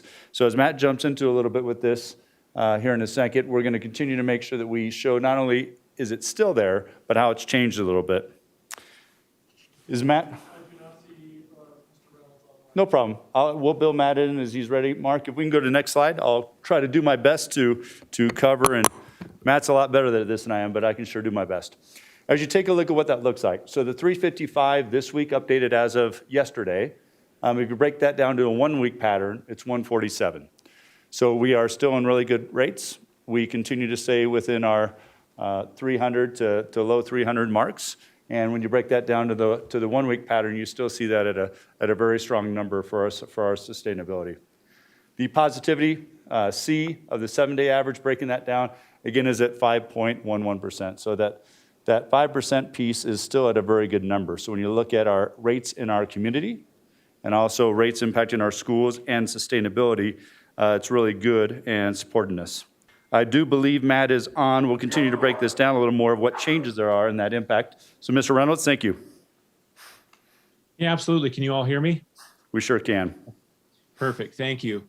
So as Corey mentioned, there are a few changes. The 7-day cumulative average and the 7-day average positivity gives us an opportunity to be more responsive to the data, which is really the dial metric that they did change on the revision that they made, which went into effect on February 6th. We're going to continue to monitor this data. It's a new metric for us in terms of, figuring out how best to utilize this data to inform our work. The other indicators are still the same indicators that we've been dealing with. So really we can compare the 2-week cumulative incidence rate and the 7-day. And with having both of those metrics, it gives us the opportunity to see whether we're trending in an upward fashion or a downward fashion based on looking at those two pieces of information. Next slide, please. So this is the new look of the caution metrics for schools and the dial metrics put together. A couple of things to note is you see the additional metrics for both the 7-day cumulative incidence rate, and you also see the 7-day average test positivity. You'll also notice that the coloring is also different here. The color scheme is changed to reflect the new cut scores. So even though we have some of the same indicators for the 2-week cumulative incidence rate, the cut scores are different. They are elevated in some way because you can look, the cut score previously was around 350 Now they've increased the 2-week cumulative incidence rate to 1,000 being the top mark. And that's also reflected at the bottom of the screen here. It's the exact same curve and the exact same data points, but they've superimposed the new cut scores for each of the different colors on top of there. A few things of note. We've got both the 2-week and the 7-day cumulative incidence rates listed there. Again, it gives us an opportunity to look and see, are we trending up or down based on both of those metrics? Of note here, you'll notice that our county is higher than the other 2 counties that are listed, which is reflective of the diagram at the very bottom of the screen, that our green line has gone above the other 2 lines. And as we talked about previously, when we see the numbers go up dramatically, which is not the case here, but if they do go up dramatically, that we see incidents in our community is reflective of incidents in our schools. And so just keep that picture in mind when we go to the next slide, because you'll see on the next slide, please. You'll see on the next slide, if you look at the trend data at the bottom, it's more jagged. Again, this represents the 2-week incidence rates for ages 5 to 18. It's more jagged because now we're looking at those snapshots from week to week. In difference to what was on the previous slide, this is looking at just a snapshot happening once a week. On the previous slide, you saw that our community rate was elevated. This is also elevated. Our green line has jumped up. The data from yesterday to today, this line is actually dropped down again. If I were to pull this data set, we would see a decline again. But what in essence that did is it causes our status of indicator for that age group to be in the red category, because you see this big jump, which has come back down again. So really you're looking at this data. We've also got another graph that the next time I present to you is another way of looking at that data. I'll include that. This is the idea of looking at that 7-day. That's another piece of information that will be included in our next presentation. Corey, back to you. Absolutely. Thank you, Matt. We're going to jump into a little bit about where we are with vaccinations. A week ago, we were talking about building up those vaccinations and ability.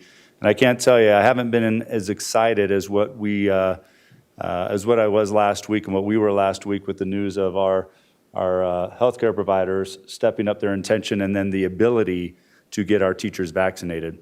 So I'm going to let Nancy Ingalls, Amanda Thompson, and we also have a guest through Kaiser. I just want to say thank you for all their work to talk about where we are with our vaccinations, the numbers, and then to share a little more data with you on next steps. Nancy and Amanda? Thank you, Mr. Wise, and good evening, board directors. Can we move to the next slide? Thank you. Coming back from winter break at the beginning of January, our staff in health-related positions were eligible for vaccines. So this included our nurses, our health assistants, people who work in the health rooms in schools, and all of our staff that work with students in significant support needs programs and affective needs programs. And then just last week on February 8th, the remainder of all of our student-facing staff became eligible for vaccines. So that's a large majority of staff that work in our school district, whether they work full-time or part-time in a school, or whether they visit schools periodically or work with students in any fashion. So we've worked with several providers in order to get access for our staff to vaccine as quickly as possible. The providers in the state all have somewhat limited supply of vaccine. And so the reason we've worked with multiple providers is to have a more broad approach to try to get more groups of people in concurrently rather than working through a linear approach, which could take longer.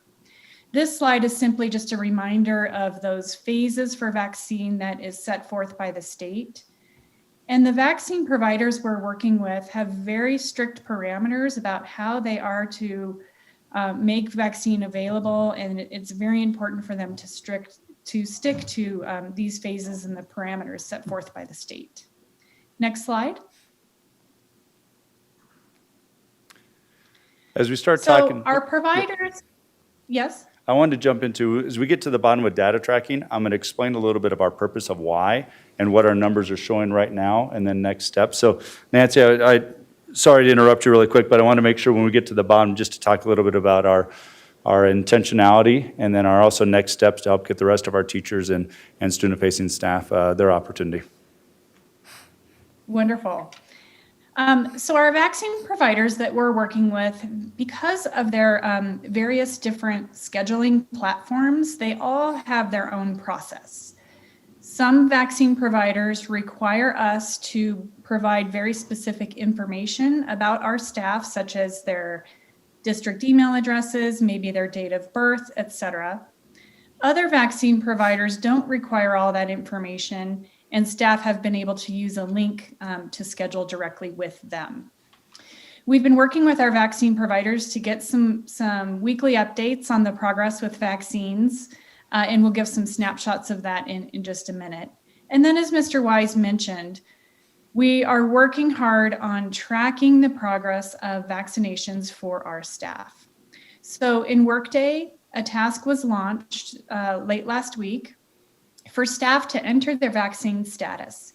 They can go in and enter the date of their first shot, and then later when they get their second shot, they can enter this date as well.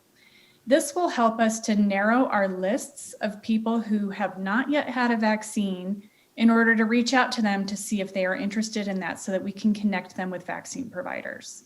We're also working with principals to gather some of the information about staff who are not yet scheduled. And Mr. Wise, I'm not sure if you wanted to add anything here. Yes, please. And as we start looking at it, asking principals to work with their teachers and all their staff to say who has received these invitations, who has set up appointments, who's already received vaccinations. We've gotten preliminary data back today, which is really encouraging. Out of all of our schools right now, this is preliminary, we have about 159 teachers who have stated they still want to be vaccinated. Now, within that, we had 8 elementaries who haven't been able to report yet. We had 1 middle school and 1 high school, and then 2 middle schools, 1 high school, and another elementary that were very limited on that side. So it's going to be more than that. But I'd say when you look at our total teacher staff and EAs, our EAs, we have about 80 that are saying that they still need and want to get this. What we'd like to do with these spreadsheets of creating that data is to identify who has not. And then we can work with our providers to start to target them to get them in as quickly as possible. Now, I'm going to guess that while we say that's about 250 between our teachers, EAs, and administrators and other staff, with those that haven't quite reported, because it's not going to be completely accurate, I'd say we double that. So when we look at those 500 to 600 student-facing in schools, we can really be purposeful with our providers to target and send out those emails. Whether or not they received them, whether or not they've signed up in the right areas, depending on the vaccine provider invite, that's going to be critical. And Mr. Wise, I would love to share a little bit of additional information. This is Amanda from Human Resources.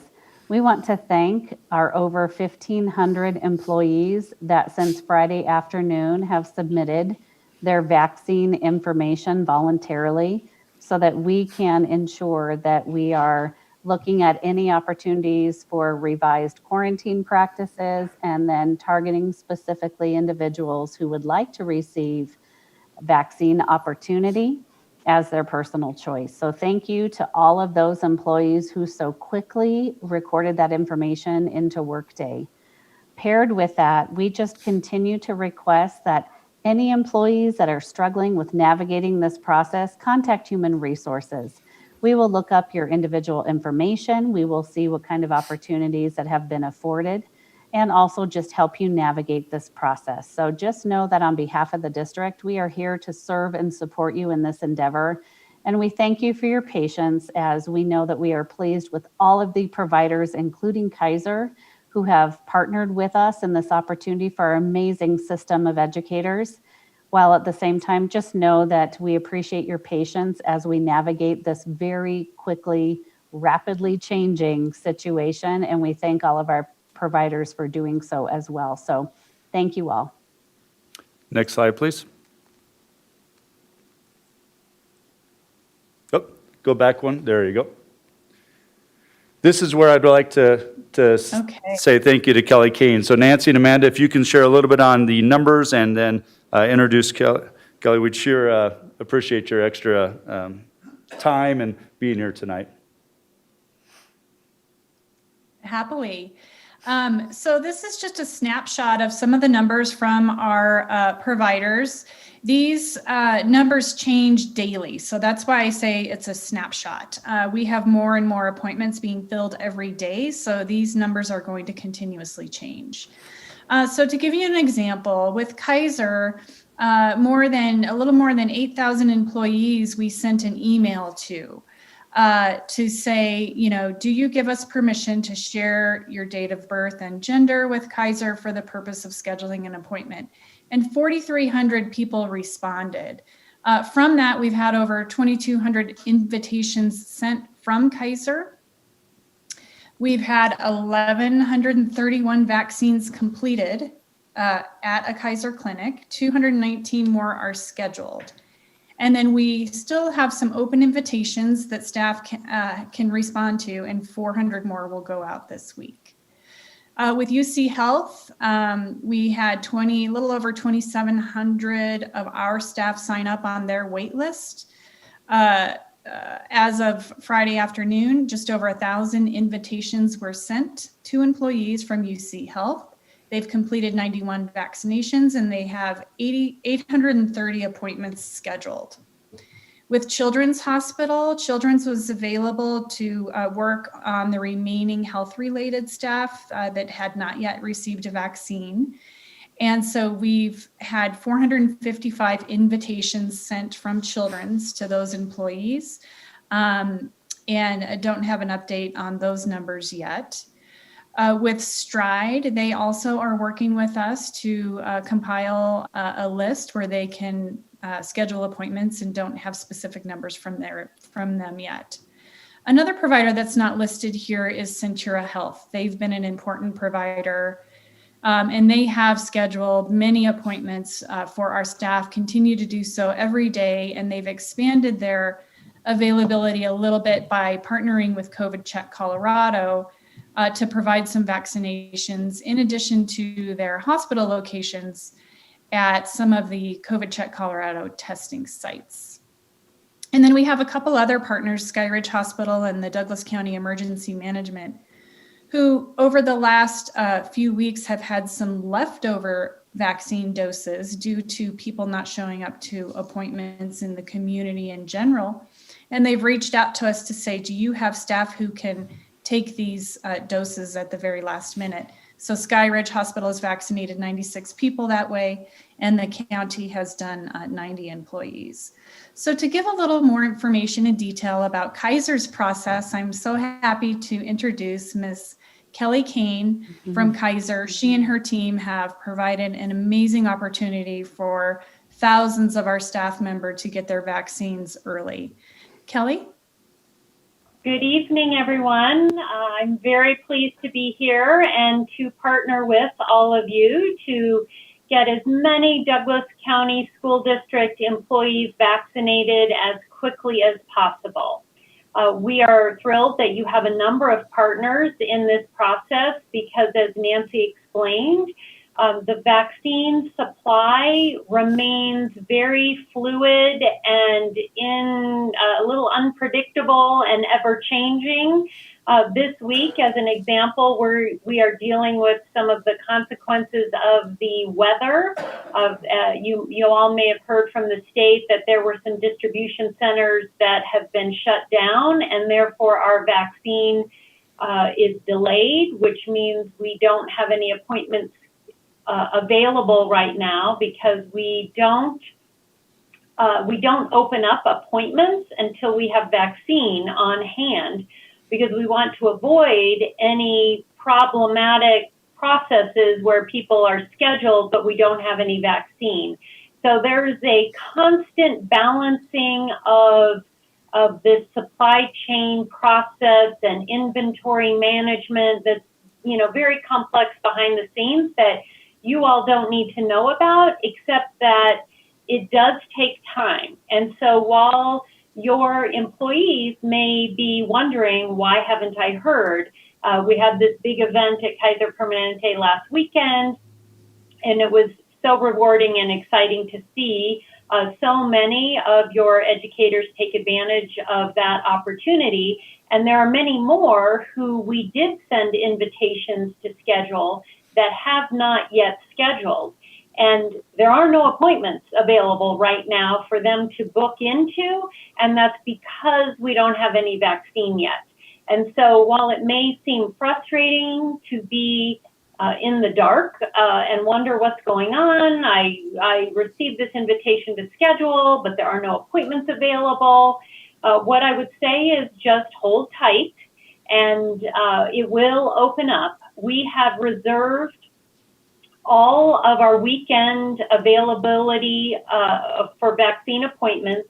We've reserved those appointments strictly for our educators, and in order to make it more convenient so you don't have to get subs and all of that. So those appointments will open up, but it may not be until Friday, because at this point, the earliest we have been told we could receive the vaccine is Thursday, but that's, you know, still up in the air.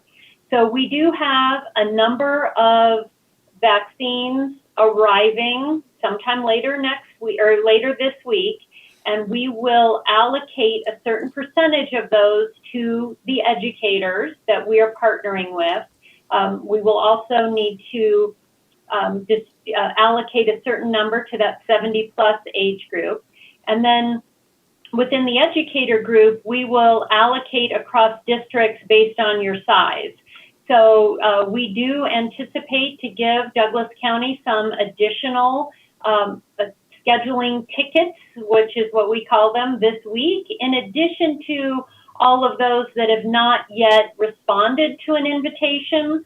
And know that we watch the schedule like every 2 hours. We watch how quickly it fills up. And if we have open appointments available, we're going to release more tickets. So we are constantly doing that throughout the weekend with the overall goal of supporting the governor and the state's goal of getting all educators vaccinated by the end of February. So we're going to do our part to contribute to that, knowing that it is all dependent upon vaccine supply. But again, we had a lovely event last weekend. It was, some of the teachers were in tears. They were so happy to be here to finally receive their first dose. When they leave, they do have the appointment already booked for their second dose, so it's all wrapped up and they're ready to go. So again, thrilled to partner with all of you on this effort. Thank you so much, Kelly, for your sharing out to our community and to our Board of Education.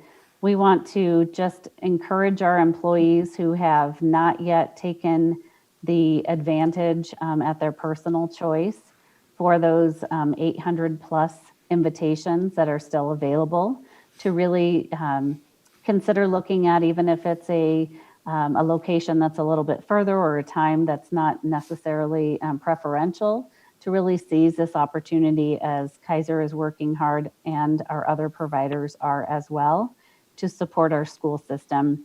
And Kelly, on behalf of the district, we just have to thank you for your partnership and know that to our Board of Education, Kaiser has responded to contact, we're contacting them at 10:30 at night, 11 o'clock at night during the weekend, and they will jump on and respond.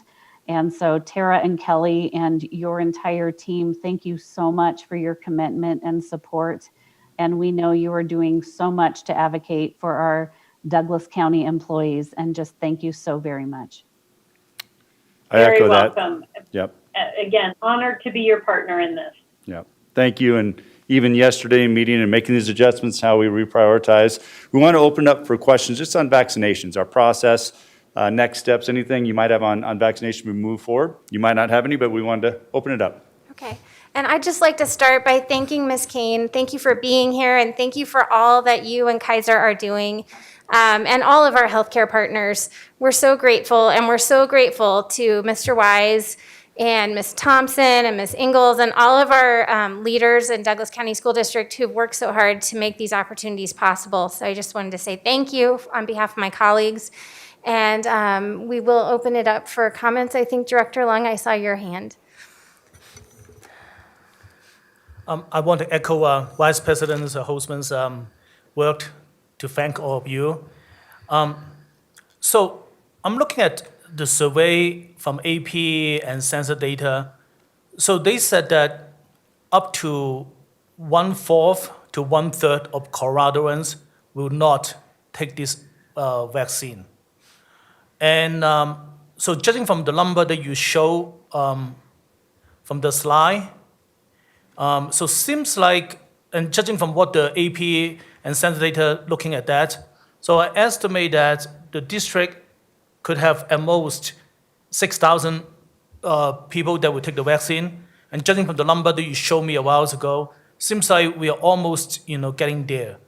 So from the vaccine's perspective, do you think that by spring break, we will have all the people who want the vaccine being vaccinated by spring break? So I'm going to jump in and answer first, and then if anybody would want to follow. As you heard from Kaiser, Centura is a big provider for us, along with UC Health. I think the opportunity of those first vaccinations for everyone that would like one, who are student-facing and working in schools, will be by the end of February. That determines the second one. If you get the Pfizer vaccination, it's a 21-day before you schedule your second appointment. If it's Moderna, it's 28 days. So when we start looking at that, that's part of the reason why we're trying to track our teachers' appointments, is depending on the type of vaccination and that first and then second date, that's exactly what we're trying to look at, is when will that next step be. We're in a pretty good spot right now. I'm really encouraged by the number of school people that have either received their vaccinations already, or we can see their 2 dates to predict out a little bit better. For sure, by March 2nd, we'll have a strong knowledge of number of people that wanted it, and then when their second date is, to really give us that best perspective. Now, I anticipate we'll probably have a better perspective sooner than that, which we'll continue to share out in our planning, but again, to report out formally on March 2nd. Anything else that anybody would like to add? I think that you've done a nice job summarizing that, Mr. Wise. I'm very confident that by spring break, everybody who wants a vaccine will have had an opportunity to get at least their first dose before spring break. Our providers have been excellent to work with, and as long as the supply keeps coming to them from the state, which they don't have complete control over, we're doing very well and should be in great shape by spring break. And Ms. Ingalls, I just would like to echo your sentiments, along with, we just continue to ask that our employees remain flexible in opportunities, locations, and we will work with our schools to ensure that we have supports available so that you can go as employees, go obtain your vaccine, even if it has to be during the workday based upon availability. Yeah. We have a number of opportunities even during this school week, and then you heard about the big pushes over the weekend, that, I'm cautiously optimistic that we'll have, by the end of the week, majority, if not all, of our student-facing employees with appointments and their first vaccination. So our goal is this week and next week to really have that first one.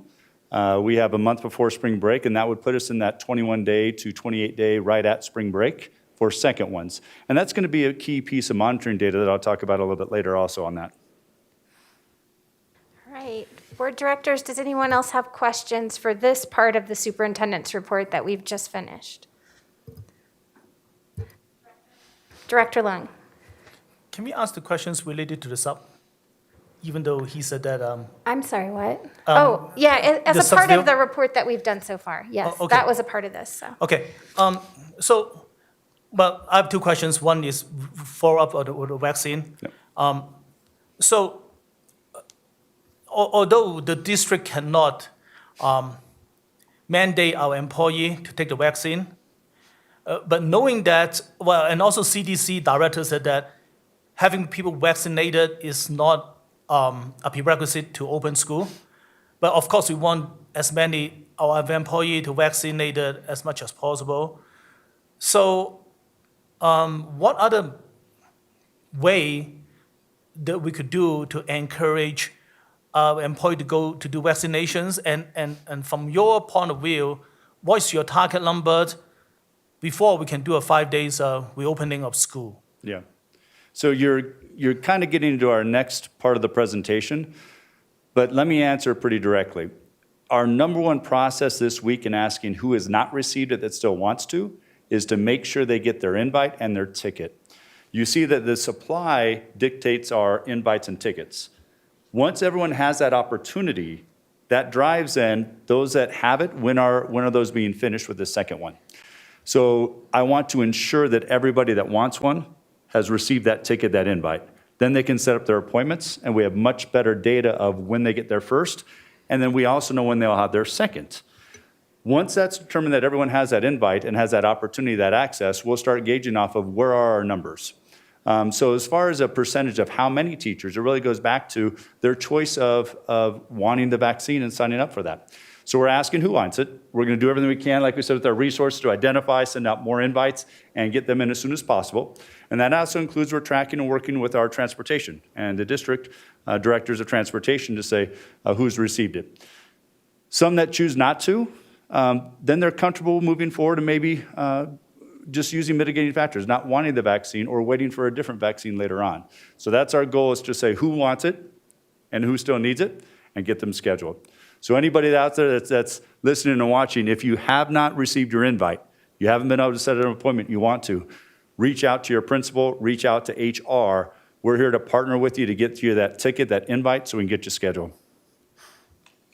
So my second question is related to the sub. Perfect.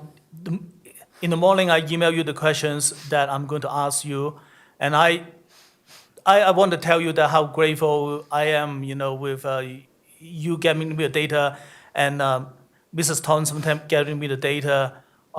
So we are comparative in terms of our subs pay with the surrounding Denver, Metro Denver school district, and people know that we don't have that much money compared with the surrounding Metro Denver school district.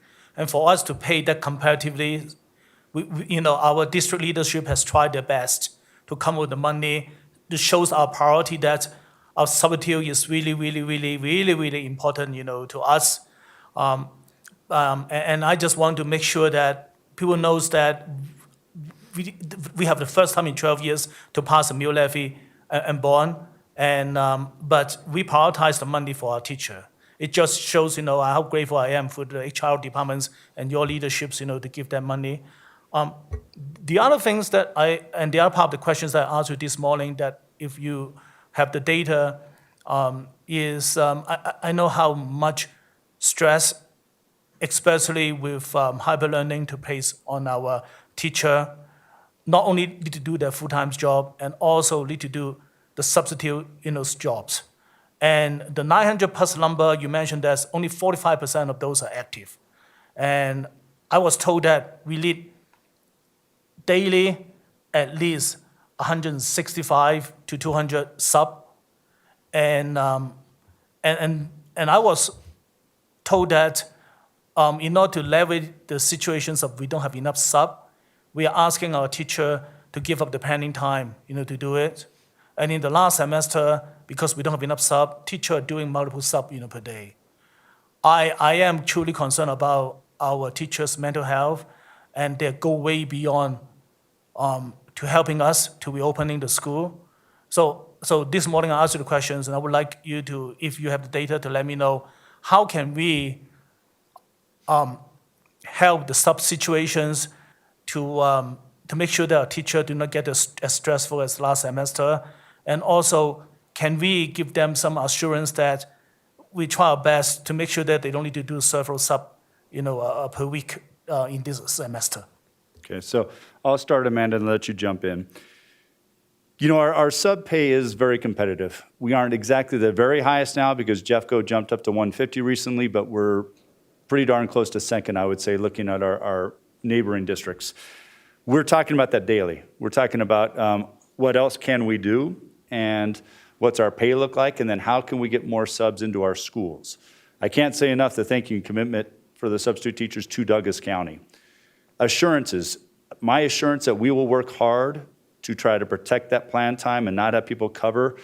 I'm going to work our hardest as our schools. Some of the issues that come up are when subs report an absence. Those early morning absences for subs to be able to see and register, our human resources crew send out invites to subs when we get them very late. Going into today with the freezes and cold, we had an impact on subs. So we're trying to always get more in, but depending on travel and timing, you see some of that impacting that subfill. So it's going to be kind of like that student data, where the timing of when it comes in and the type of day, you're going to have a little bit of a roller coaster. We had one school today that was, I think, Amanda, correct me if I'm wrong, but we had one elementary school that had a deficiency of 3 subs. We're trying to get people down there, but on that day, we're going to have to cover at times. We're going to try to prevent that. We're always going to try to reach out. HR teams calling subs are trying to get them down there, even if they're a little bit late. But assurance to have predictability and guarantee is going to be difficult. We've had more substitute requests since middle school and high school have come back. We have a month of strong hybrid for sure, roughly, right? So within that time, how do we work well for that month to try to get as many subs? We look at pay, we look at the retention, we try to recruit and bring them in and target our schools. So in all that, I want you to know the commitment to get every sub filled in each of our schools is going to happen daily. And as I said, they're already looking at what are our rates for tomorrow. We're at 91 today, we're at 93 tomorrow. We're still reaching out to more subs, say, hey, we still have spots to fill, will you? So we're going to ask. The hard part is we also have to make sure that subs can cover, and they're choosing to do it. So we're gonna try to build not only pay, but also then ask and see what we can get to fill those. Amanda, anything else? Yes, thank you so much, Director Wise. I'm sorry, Director Lung and Interim Superintendent Wise. Paired with that, there are so many other intricate factors that we gained during our time with our subs. So please know to our subs, we will continue to have periodic town halls to ensure that we're listening, attending to your various needs and questions, to ensure that you have a voice and that you are included in all things Douglas County. You're part of our family. Some of our subs, as we shared earlier, shared that they are waiting for access to the vaccine. So we are pleased through partners such as Kaiser, Centura, and many others that our subs will have access to this. And as shared earlier, we ask that our subs check their district email for these invitation opportunities. Also, we are looking at our sub rates, as shared earlier again, in partnership with all of the other financial priorities of our district as we look at the remainder of this year and going into next year. We do offer that leave opportunity and accrual of leave, as we shared during the earlier presentation. That is an additional cost, but a value added factor, along with all of our subs having opportunity to all of the employee wellness opportunities, whether that's free classes, employee discounts, our employee assistance program, all through our benefit program, and free to our subs. We continue to encourage our subs to revisit their various preferences that they upload into our sub system, whether it be days of the week that they sub or locations in which they sub, to open up their horizon to continue to support our system of children and supporting our staff. All right, I'm looking at my colleagues to see if anyone else has questions. And Elizabeth, or Director Hansen, I don't want to forget you. I'm still seeing you there on the screen. I guess the only other question that I had, just briefly, I know that some in the community have, just like all of us, seen the recent CDC guidelines come out. And I've had questions about how that might affect what we're doing. I was wondering if, I don't know if Ms. Ingalls is still available, if there's someone available that could talk to us briefly just about how the CDC aligns their indicators with what we're currently monitoring per the guidance of Tri-County Health Department as they work with CDPHE. I just know the community has had questions about that, and if you could kind of briefly summarize that that relationship we have with Tri-County and CDPHE and CDC. So. Thank you, Director Holtzman. My connection is a little bit unstable, so I didn't hear 100% of what you asked, but I'll begin answering the question, and then if there's pieces that I missed, just let me know. So the CDC does publish guidelines for all states as it relates to lots of things, but there are specific guidelines around K-12 education. And they've recently updated something for K-12 education called their updated operational strategy for K-12 schools through phased mitigation. And as we look through this, our state and with partnership with Tri-County Health, we are pretty well aligned with the things that it says in here. One thing that we do see in things that both the CDC publish and also CDPHE is that school districts must always work with their local health departments in monitoring and decision making. And the CDC does expect that communities get stakeholder input and community input as they incorporate the CDC recommendations into their local plans.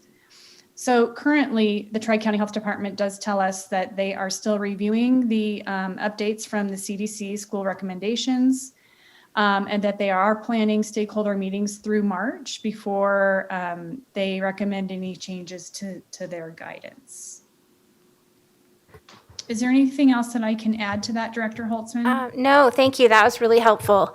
I think if no one else has questions, we can move on then to the next part of the superintendent report, which has been a priority of our board from day one of this pandemic, is trying to maintain students' in-person learning as safely and as effectively and as soon as we can.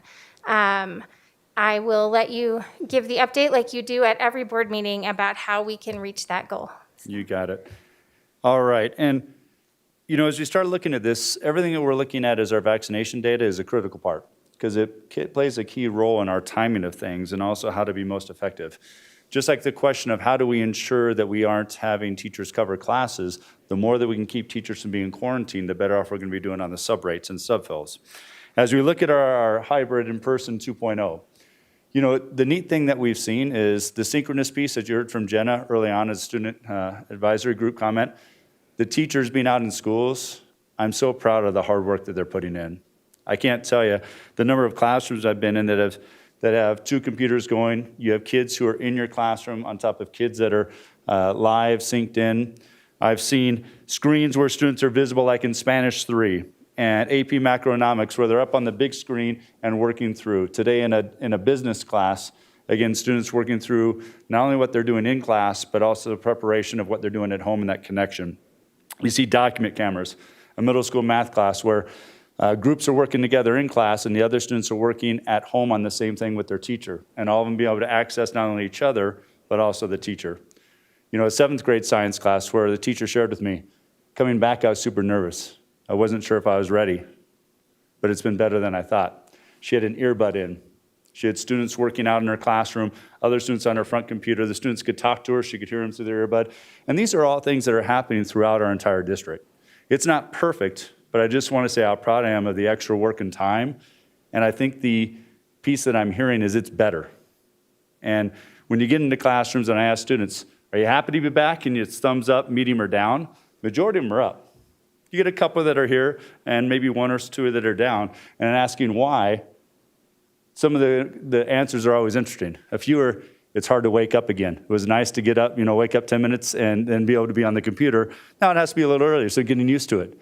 The other's a piece of, I wasn't sure, but it's been nice to be back and get through it. And I thank them for the students also stepping up that weren't always comfortable. And I think in that side, I can't say enough about the effort, the changes, and the adjustments that people are making. At the high school level, reality is of those students choosing to stay home, it's been a little more complicated. The middle school, those families that chose to stay home, the highest number we had in any middle school was about 25 that wanted to stay remote. The lowest was 6. Many of the reasons were their own health concerns of parents or grandparents that are around them, or even occupation if they were quarantined, on what would happen with their parents and their jobs. So you look at the middle school level of staying remote and still accessing their learning and their teachers, pretty reasonable numbers. The high school level, we saw numbers of the highest in the high school of about 180 students that wanted to stay remote, down to about 46. But the number of reasons kind of surprised us, to be quite honest. I think as we thought about the return to hybrid and the comfort of being back in person on a health safety standpoint, different than a bit of a quarantine impact. And while we want to work through each of them, it looks a little bit different no matter what situation. But we're asking students and families to work with their schools. The number of athletes that are not only in school sponsored, but also club and outside of school sponsored, that if they get quarantined for 14 days, they miss practices and games. And they're worried, that's tough. It's tough on, is that right? How much is a burden is it on teachers? How do we do this well? On top of you have quarantines and kids that might not be feeling well and choose to stay home. So how we balance all of that is a reality that we're still working through. It's tough. I want to thank our teachers in our schools and working through it. With all the families to be understanding and considerate of, you can't replicate what you do in the classroom. Those essential activities of labs, assessments, presentations, to access your teachers and be around others, it's not going to be the same when you're always remote. And so working through those challenges has been a piece of the high school level that's continued. And we're working through it, and they're doing a phenomenal job at each of their schools to work through each situation. And I think that's a piece that I tried to capture on this next slide. Sorry, I should have said switch slides first. So as you look about all this, it really gives them a good idea of what are those challenges. When you have people on variable remotes, whether it be on a day or a couple days versus a full week or 2 weeks, to some that are in a spring sport in April, but have practice in the mornings, whether it be with school or without school, that want to stay remote because there are sports in April, but they can't miss practices now because they worry about playing time. That's realities for those families that I'm not so sure we all took into account with all the variables of staying home and the extra effort that teachers have to place. So I think these are all variables I want you to be aware of. But I also want you to know, I would say all, but most or all of our high schools are working on Fridays to be very intentional with building in students.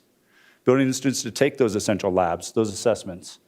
Being able to come in as an individual in your own private space or in a very small group in your classroom where you won't be quarantined to try to build this in. So schools are working hard, they're setting parameters, but they're also trying to make every accommodation and also trying to set the standard of what is okay and what's not.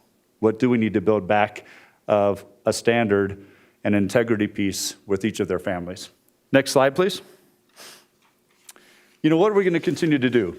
As we've said, this is 2.0, but we're going to keep getting better at this. We're going to continue to monitor our students' progress each week. Grades, attendance, mental health. We're going to be watching where our kids are. The hard part when students are out, even on a daily piece, is the attendance side.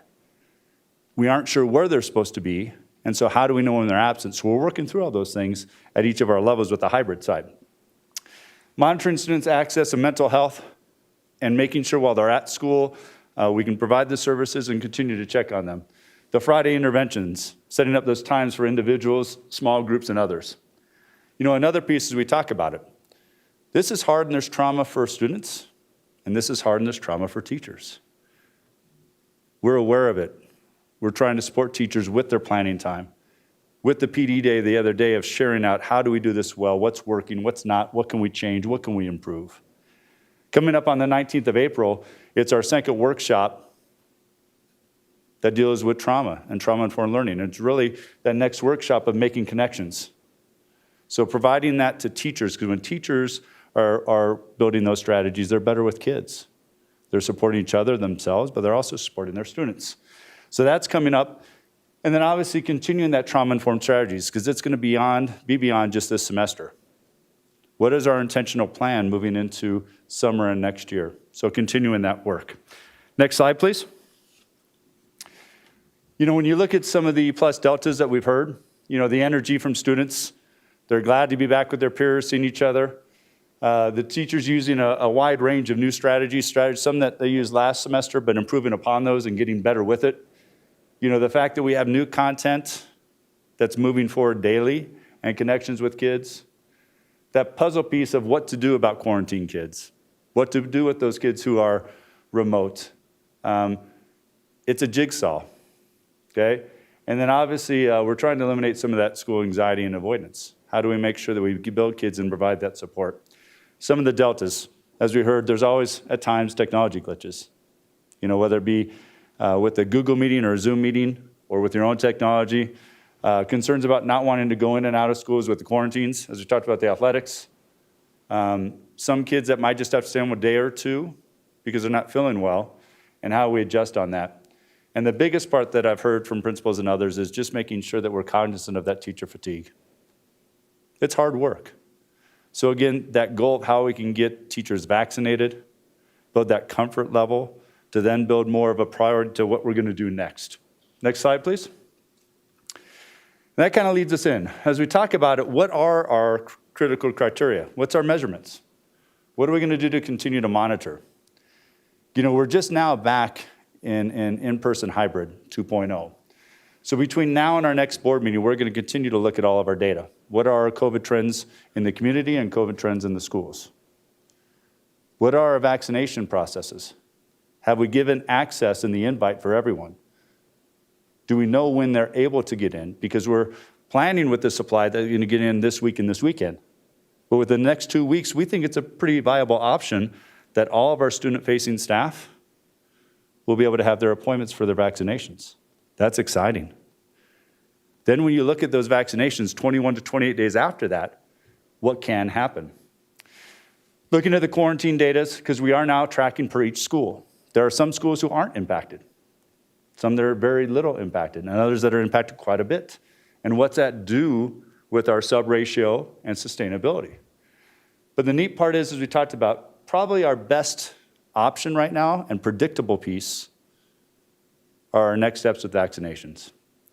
That's why we're asking teachers to let us know who hasn't received it.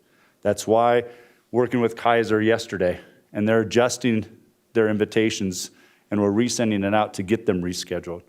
While we're working with Centura and the other providers. Pharmacies are opened up. I was at Ponderosa and I heard the number of teachers that got vaccinated at King Soopers Pharmacy. Because when one heard it was open, they sent a text message, so they got everyone else that didn't get into Kaiser or Centura a vaccination at King Soopers. And that's happening in a number of our schools. So to start to see a number of our schools that maybe only have one person who hasn't received it yet, pretty darn exciting. And we're getting closer. That data is what I'd like to say is our most predictability of when we can come back. That data leading into spring break is pretty comparable with where we see other districts. We have the opportunity to have almost all of our teachers in the midst of receiving their second vaccination. With Moderna, I think the protection rate after the first is close to 70%. With Pfizer, a little over 50%. With the second, they both jump up to about 95%. So if we know that teachers are getting those vaccinations the week before, the week of spring break, going into that time, it gives us a pretty strong indication that after spring break, that ability of what full in-person could look like. But I'd like to use these next days of this week to make sure the rest of our people get in. As we come into the second and before the March 2nd meeting, to really ensure to say we know what our data is, and everyone that wants and needs that appointment has received it. And then also say with the 21 and 28 days, where does that put us, right before spring break or right at? Because that's a pretty darn good place to be. And when I look at that predictability of next steps, that idea of March 2nd, and we go out on spring break Friday, March 12th. Those are all strong possibilities that I think can really solidify our plan in the week to come. Questions for me? Next slide, please. Well, thank you very much for that presentation. Board directors, do you have questions? Susan, Director Mink. Mr. Wise, how broadly are staff taking advantage of testing, and how does that play into the strategy? We did choose to be a part of the Buy Next Now pilot. We're still waiting to make sure all of our staff are receiving those at-home tests. They don't keep you from quarantining, and if you get a positive, you're supposed to go in to get another test. So we really want to make sure that our COVID Check Colorado and our Mako and other partners that are doing the testing are really a mainstay.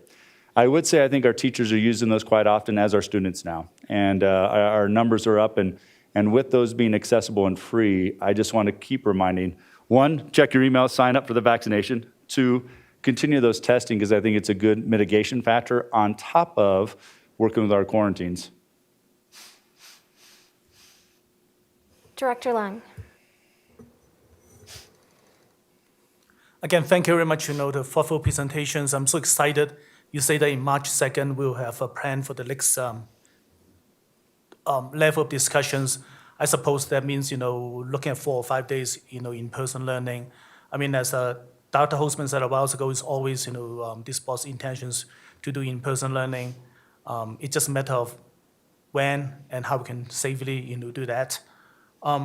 So CDC last Friday released a 5-step, planning, for that. In the 35-page guide, it reiterated hand washing, wearing masks, contact tracing, social distancing to prevent the spread of the virus. And it all shows saying that the community with low community spread or a low number can determine whether to be open. And of course, we also have to work with the local, health, departments on this matter. And another upside that I can see is this year, the flu is virtually disappear. Last year at this time, 45 states are in red. Right now, in the entire United States, all states in green right now. And then the death for the student in Colorado for flu, due to flu, there's only 1 case right now versus, I think there's like 35 or 45, case last year. So I think there's a lot of positive, going on with regarding to we can safely, going back to in-person learning. So my question is, and I think you probably going to address it in March 2nd, is when we discuss how we can do it safely, what criteria or what benchmark you think DCSD reach for us to be able to consider to go back to 5 days in-person learning? Should we go, is the dial of the governors going, because we're in yellow, we go down to blue, we get a better chance of doing that. And if CDC has its own dial, which, consists 4 color, blue, yellow, orange, and red, I don't know how does it map into our governor's 6 color. And in the CDC's 4 color, they have a specific number. Then when you go to like yellow and blue, you could go 5 days in-person learning. So are we going to change our mapping to map what CDC has? And CDC have that 5-step, and are we going to change our side a little bit to see how we can go to match with what CDC has? So I think the community is very, and they're really grateful, of what we're doing it right now with 5 days, hybrid learning. My kid is very excited to be in school right now. And so I'm just want to see, what years next for us. Yeah. So I'll ask Matt Reynolds just to be a part of this in case he wants to jump in any further. But, a few things. CDC and the recommendations really lay out what we have put in place very, very well. They've laid out those mitigation factors. They even call out 6 feet. So when we look at our secondary schools with our larger and older students, we've laid out great safety standards on top of being in person. There are a number of districts that have been remote all year, a number of districts that have continued to be remote. Our initiative to get back in person, hybrid 2.0, is a good step. If we can get, so let's go the 28-day with Moderna. 28 days in this week puts us right at spring break. Okay, so that's the longest time frame of the second vaccination. 14 days after that, you have your largest protection. But even prior to that, you have a strong protection. And that's what we're going to use to continue to look at that predictability, that planning. That's a very reasonable, good time. Hence that urgency for teachers to also say, if you haven't received it, reach out. We have providers willing and ready to get you in. We have more things opening up with pharmacies and pharmacy vaccinations that let's get you in this week and this weekend. So then we can use March 2nd to say, what does our timeline look like? That's a great part because March 2nd we'll know how many people got in and also when their second vaccination is. That'll give us the largest protection not to have quarantines. When we come back full, the biggest impact that we'll have on any time you're back in full are the quarantines, both of students, but then most importantly, teachers. And so I think on that side, that's that predictability piece that I think as we go into this next week of seeing where our student-facing staff are, including bus drivers, that'll give us our biggest advantage of not having those quarantines, okay, those adult quarantines. Now, I don't have any student quarantines either. I don't have any positivity with the students. But I think as you start looking at that data of impact, that's where we look at our priorities. Matt, did you want to add anything else on key data? I think the same data we have represents what CDC says within their different colors, but we really have called out the most important data of our impact. But if you want to add any more? Yeah, absolutely. So the dial metrics from the state just changed on February 6th. And so this is going to lead up to their next. So they're calling this version the dial metrics 2.0. We know that dial metrics 3.0 are on the horizon. And so part of the work that we're going to do in conjunction with Tri-County Health is to look at the CDC guidance that's just been released and work to interpret that. We tend to follow the lead with Tri-County Health. They're our local health organization, and we tend to follow their lead in terms of their interpretation of this data. But we do know that there is going to be another change to the dial metrics at some point in time in this spring as more and more people get vaccinated. All right, thank you. Directors, any other questions? Director Meek. I guess I received some questions from the community asking how mitigation factors might change once vaccinations occur.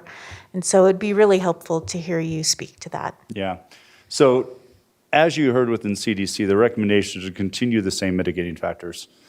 No matter what, whether you received your first, second vaccination, you still need to continue to wear your mask. So we're going to continue that. We're still going to wash hands. We're still going to work to disinfect because we will have positive cases and we'll have exposures. So we're going to continue with what we have to ensure that quality. We're also looking at what are the new strains, the possibility of if you can get COVID after those vaccinations, maybe it's less. But with all that unknown and those recommendations, we're going to continue to follow what CDC puts forward, which is really what we've done, and continue that. We have that consistency. We've seen that it works. So we're going to continue in those same parameters. Absolutely. All right, make sure. Director Lung. I want to clarify one thing a while ago. If went to influenza, there's 78 children die of flu at this point last year, but there was only one so far, which is still tragedy. But my question is related to vaccinations. So if we are being vaccinated, our teacher being vaccinated, I heard that the quarantine rule for that will be different. So if more and more people getting vaccinated, I heard that if you're being vaccinated, even though you contact people that has COVID, you don't need to go through the 10 or 14 days of quarantine rule, right? I mean, so would that help us to do a 5 days, reopening if more and more people go to have a vaccine? And as far as I know, there's close to 1 million Coloradoans that has already taken at least the first dose of COVID vaccine at this point. Yep. So great question. After 14 days after the second vaccination, you no longer have to be quarantined. So prior to that, you have a level of protection, but you're still under that quarantine piece. Once you hit 14 days after the second vaccination of either the Pfizer or Moderna, you no longer have to be quarantined. There hasn't been a definitive time of how long, so it's indefinite. So that's a good part moving forward until they possibly change that in the future. Those that received the second vaccination after 14 days no longer have to be quarantined. And that's true with our teachers, bus drivers, and all of our staff. You know, you look at the different ages, whether it be 16 or 18 of availability to take either of those two. We do have some students that have been vaccinated that work at nursing homes or in the medical field in their jobs. So even students that have it after 14 days no longer have to be quarantined. And the other thing that you talked about is if a person was positive, they have 90 days after that positive test in which they don't have to be quarantined. All that helps. The quarantine impact is big. So when you measure that safety, along with prevention of quarantine is a key piece, yes. All right. Well, seeing no other questions, thank you again, Mr. Superintendent Wise, and all the other staff who helped you out. We really appreciate that, and we're excited about the vaccinations. I almost feel like that deserves a round of applause. That's really exciting news. A lot of hard work to make that happen. So thank you very much. Absolutely. I see that next up, we're going to be talking about career and technical education, which fits right in with one of the board's end goals. And for those of you who didn't join us earlier during our work session at 5 o'clock, we spoke in depth about our academic excellence 1A goal, which is all students have equitable access to a Douglas County public school that promotes growth in their cognitive, physical, social, and emotional needs and builds on their strengths. It was a great work session as we are working to develop and implement monitoring reports back into our policy governance after almost 10 years of absence. So it was a pretty exciting work session. This one is also very exciting. We are looking at our end goal for a diverse set of educational options are provided, which enables students to pursue different post-secondary options. For example, college, career and technical education, independent living, military, or direct entrance into the workforce. So as we look at the proposals for pathways in career and technical education, we are excited to have Mr. Windsor and Ms. Griffin join us to share with us about this topic. So I'll turn it over to both of you. Thank you very much, Director Holzman and board. Thanks for welcoming us tonight.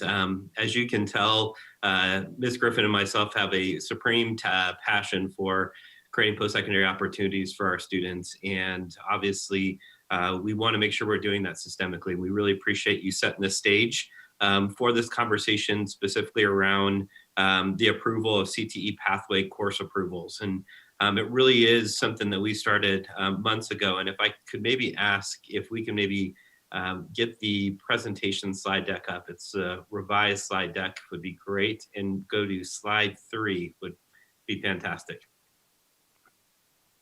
But one of the areas that we really wanted to highlight really was kind of what you had talked about, Director Holzman, is we wanted to make sure as we're developing these course pathways is that we make sure there's a clear connection between our strategic plan, our board end statements, and really tying in specifically to our strategic themes, objectives, and initiatives. And so as we were doing this work to ensure, as we were having to redo some of this coursework, specifically around some of the names from the state in which they challenged us, we really wanted to make sure we looked at these priority student outcomes, meaning that we really wanted to ensure as we developed this pathway work, as we really focused on those 4 specific student outcomes, while also really considering 3 of the board end statements as we were doing this work, which then pairs down into specifically the post-graduation guidance and preparation, strategic themes, and objective. Next slide, please. Specifically looking at the strategic theme of post-graduation guidance and preparation, there are 2 objectives that we've identified. The first objective is we really wanted to ensure that we increase stakeholder awareness of all postgraduate opportunities. We really wanted to ensure, again, we were looking at it from a systemic and coordinated way. And so this really kind of helps set the stage for looking at developing these CTE course approval pathways. Next slide. The main component within our strategic objective that's tied to this particular component of ensuring that we are approving these course pathways was really around this objective 2, which specifically calls out to enhance and increase sustainable quality educational pathways for all students. to do this is, as we've talked about many times, is career and technical education is one of the many components as we start looking at post-secondary readiness. And we really try to tie that idea of our career and technical education with concurrent enrollment, as well as with looking at work-based learning opportunities. Previously, the board approved a concurrent enrollment pathway course approval process in which we want to really mirror this CTE course approval process because they really work simultaneously. And to ensure that we are creating these sustainable pathways, we really want to make sure there's a clear marriage between career and technical education as well as concurrent enrollment. We have spent a significant amount of time as a post-secondary readiness department to really ensure that there is a very systemic blend between CTE, concurrent enrollment, and work-based learning opportunities. And our specialists have done an incredible job, as well as Ms. Griffin as well. And really want to highlight a couple of these accomplishments, which really is going to allow us to, again, highlight some of these things, as long as we can also develop some of these course approval processes. So I'm going to turn it over to my colleague, Ms. Griffin, and she can share some of those accomplishments as well. Thank you. Next slide, please.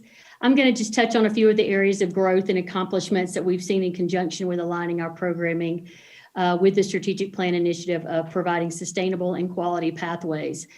So just to start off, we have two students, one at Douglas County High School and one at Castleview High School, who will be graduating not only with their high school diploma, but also with an associate's degree from our post-secondary partner, Arapahoe Community College. And that's due to their strategic scheduling with their concurrent enrollment classes that we offer at both of those schools and at the STERM Collaboration Campus. Last year alone, we had over 6,300 high school students that earned over 21,000 college credits through our concurrent enrollment programs. We saved our families $3 million in tuition costs. So what's interesting is this is a 25% increase in our student participation. Even when we were in the pandemic and still where we are today, we're still seeing an increase not only in our CE programming, but also our CTE programming. And as far as CTE, again, over 5,400 students participated in CTE programs. They earned 465 industry certifications. And again, this was a 20% increase in our student participation. So we're still seeing that increase. And then, as Mr. Windsor was saying, that we also have tied in our work-based learning initiatives, meeting with community partners, building those strategic relationships with our, not only the partners, but also our regional chambers. So now we have an increase of student engagement of 40%. So we can see where the students' interests are lying, right, in post-secondary readiness and post-secondary programming. We continue to reach out virtually in meetings with the high schools, with DAC, with SAG, creating that awareness piece. And then, of course, the communication piece is very important with our counselors and our administrators, focusing on our post-secondary programming. Next slide, please. So our plan moving forward, we're not sitting still, and we will not sit still. We will continue to offer additional programming. And so first and foremost, we need to decide what our DCSD promise is. And that's something Mr. Windsor and I are working on, and we're going to engage stakeholders to promote a systemic approach to post-secondary readiness beginning in elementary school. That ties in nicely to the Post-Secondary Readiness Expo that we have right now, that's going on right now through the 26th. And it's open to all of our students. So we have elementary, middle school, high school students and their families that are logging on to our Post-Secondary Readiness Expo that outlines all of the Colorado career clusters. And within those clusters, they can see our industry partners. Some of our industry partners have live Q&A sessions that they're going to be offering this week and next week. So this is a great way to engage, and this is our initial try, and I'm hoping that we're going to continue to do this in the future. In fall of 21, we're going to be introducing additional programs, thanking our families for passing 5A and 5B. These programs, the broadcast journalism, construction, Cosmos, cybersecurity, the EMT, performing arts, welding, these are all being able to be created and added due to our bond funding, which we're very pleased with. And then again, we'll look through utilizing our labor market data. We're going to continue to grow our programming. So you'll see the last bullet point, extending expanding our CTE offerings based on the labor market data. You see health sciences, you see engineering, you see construction and manufacturing, natural resources, and virtual reality. So we're going to continue to grow our programming in 22, 23, and beyond. Next slide, please. So when you look at our pathway programming proposals that we've given you, you're going to see that we align not only with our state requirements, and the concurrent enrollment is a part of each one of our CTE programs, that we are keeping in mind the strategic plan and the strategic alignment with each one of our programs that we're putting into place. Mr. Windsor, do you want to jump in on that one as well? Yeah, and I think it goes back to really the foundation. I think Director Holtzman talked about one of our board's end goals as well too, and trying to ensure that we really are systemically trying to ensure that each of our students has an opportunity to explore their passions and align our work and opportunities for our students to be able to do that systemically.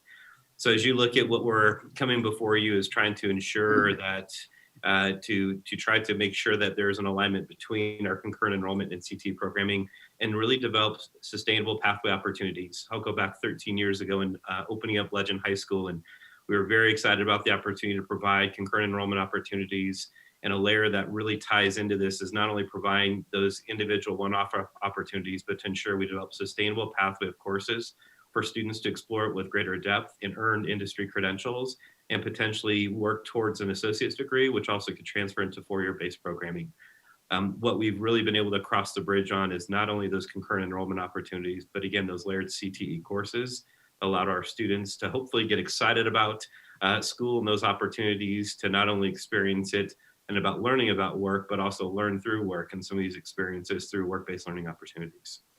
And so we're excited for the opportunity to share this with you and kind of a brief snapshot of kind of where we are from our strategic themes, specifically around post-graduation guidance and preparation.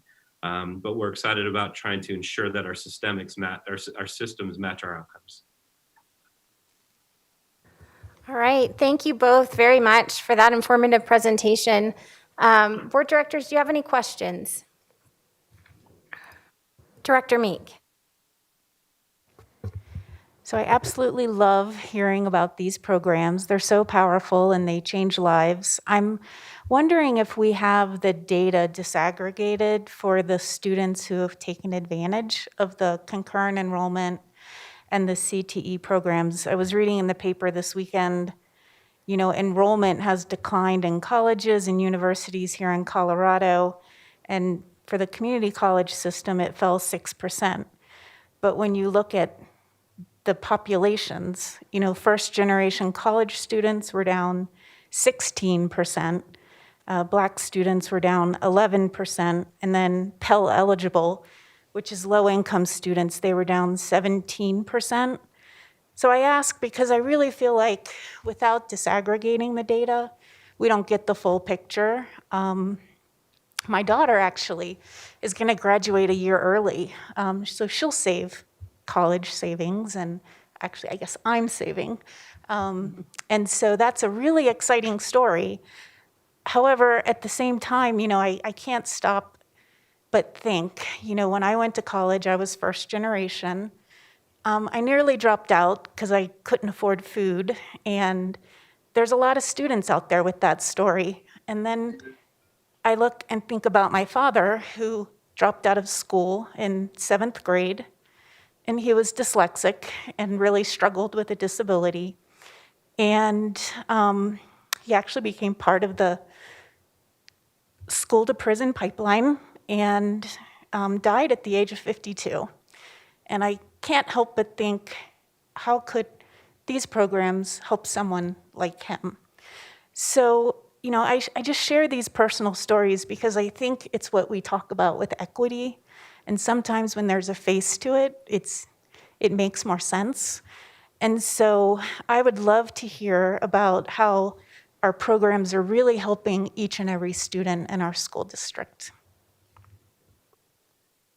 And Director Meek, first of all, thanks for sharing. I think that personal story, it is something that Ms. Griffin and I talk about on a regular basis, but also know we've had regular conversations. Mr. Reynolds and I were also having a conversation in particular around talking about matriculation data and also ensuring that not only are our students having the opportunity to explore this data, to explore these pathways, but also what's the systemic impact that's having on the students long-term beyond graduating from Douglas County School District as well. And so a part of this work in particular is one, really digging into the data, not talking about it in generalities, but getting to that specific disaggregated data. We actually did a district leadership team meeting when we were able to meet in person with our district leaders about a year and a handful of months ago to specifically break down some student clearinghouse data around the persistency data, which looks at how students persist from potentially year one of a community college or potential trade school or four-year programming,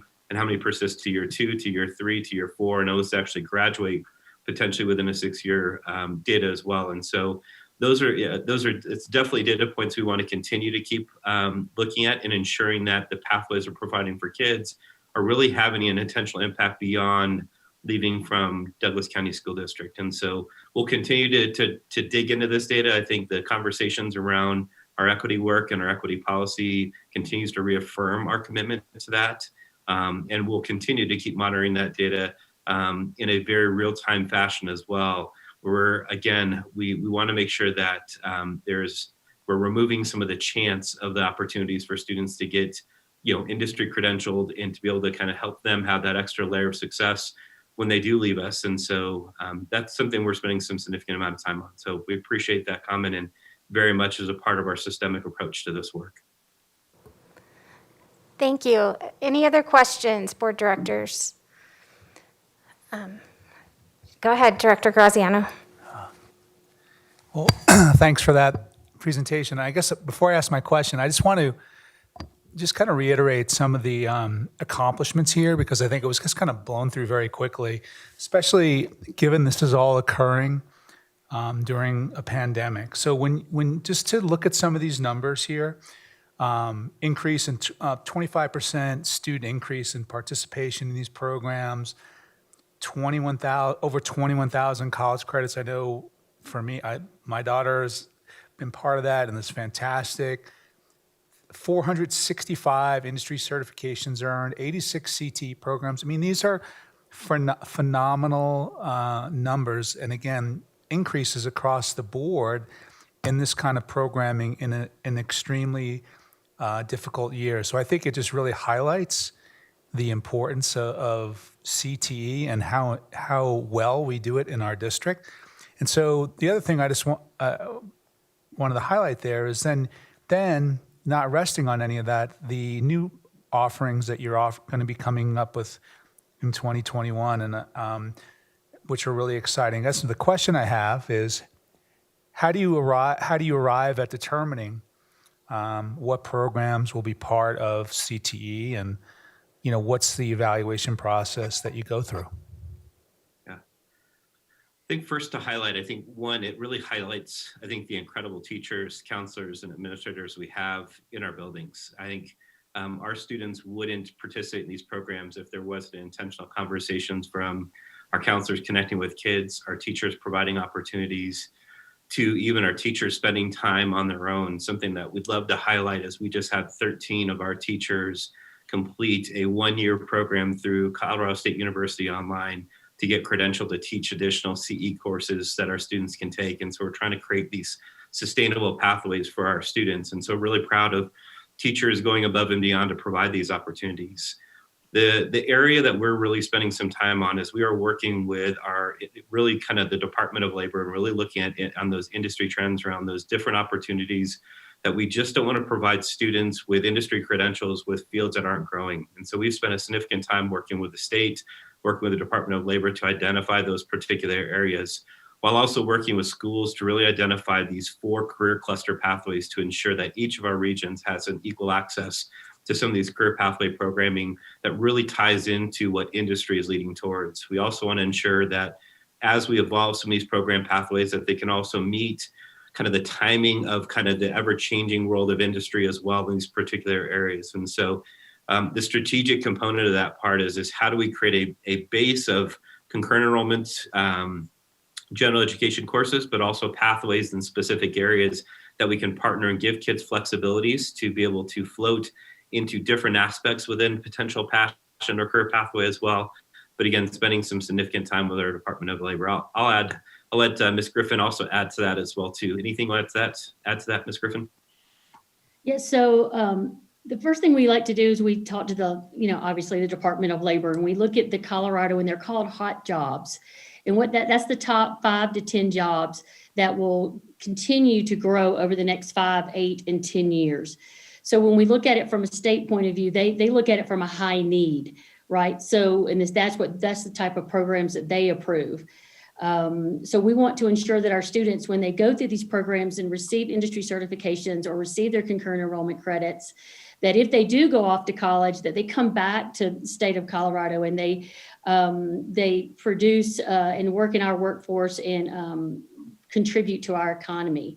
So those are some of the areas that we look at when we're looking at programming. They're certainly not just pulled out of a hat by any stretch. There are meaningful programs for our students. And we also take into account stakeholder awareness as well and stakeholder requests.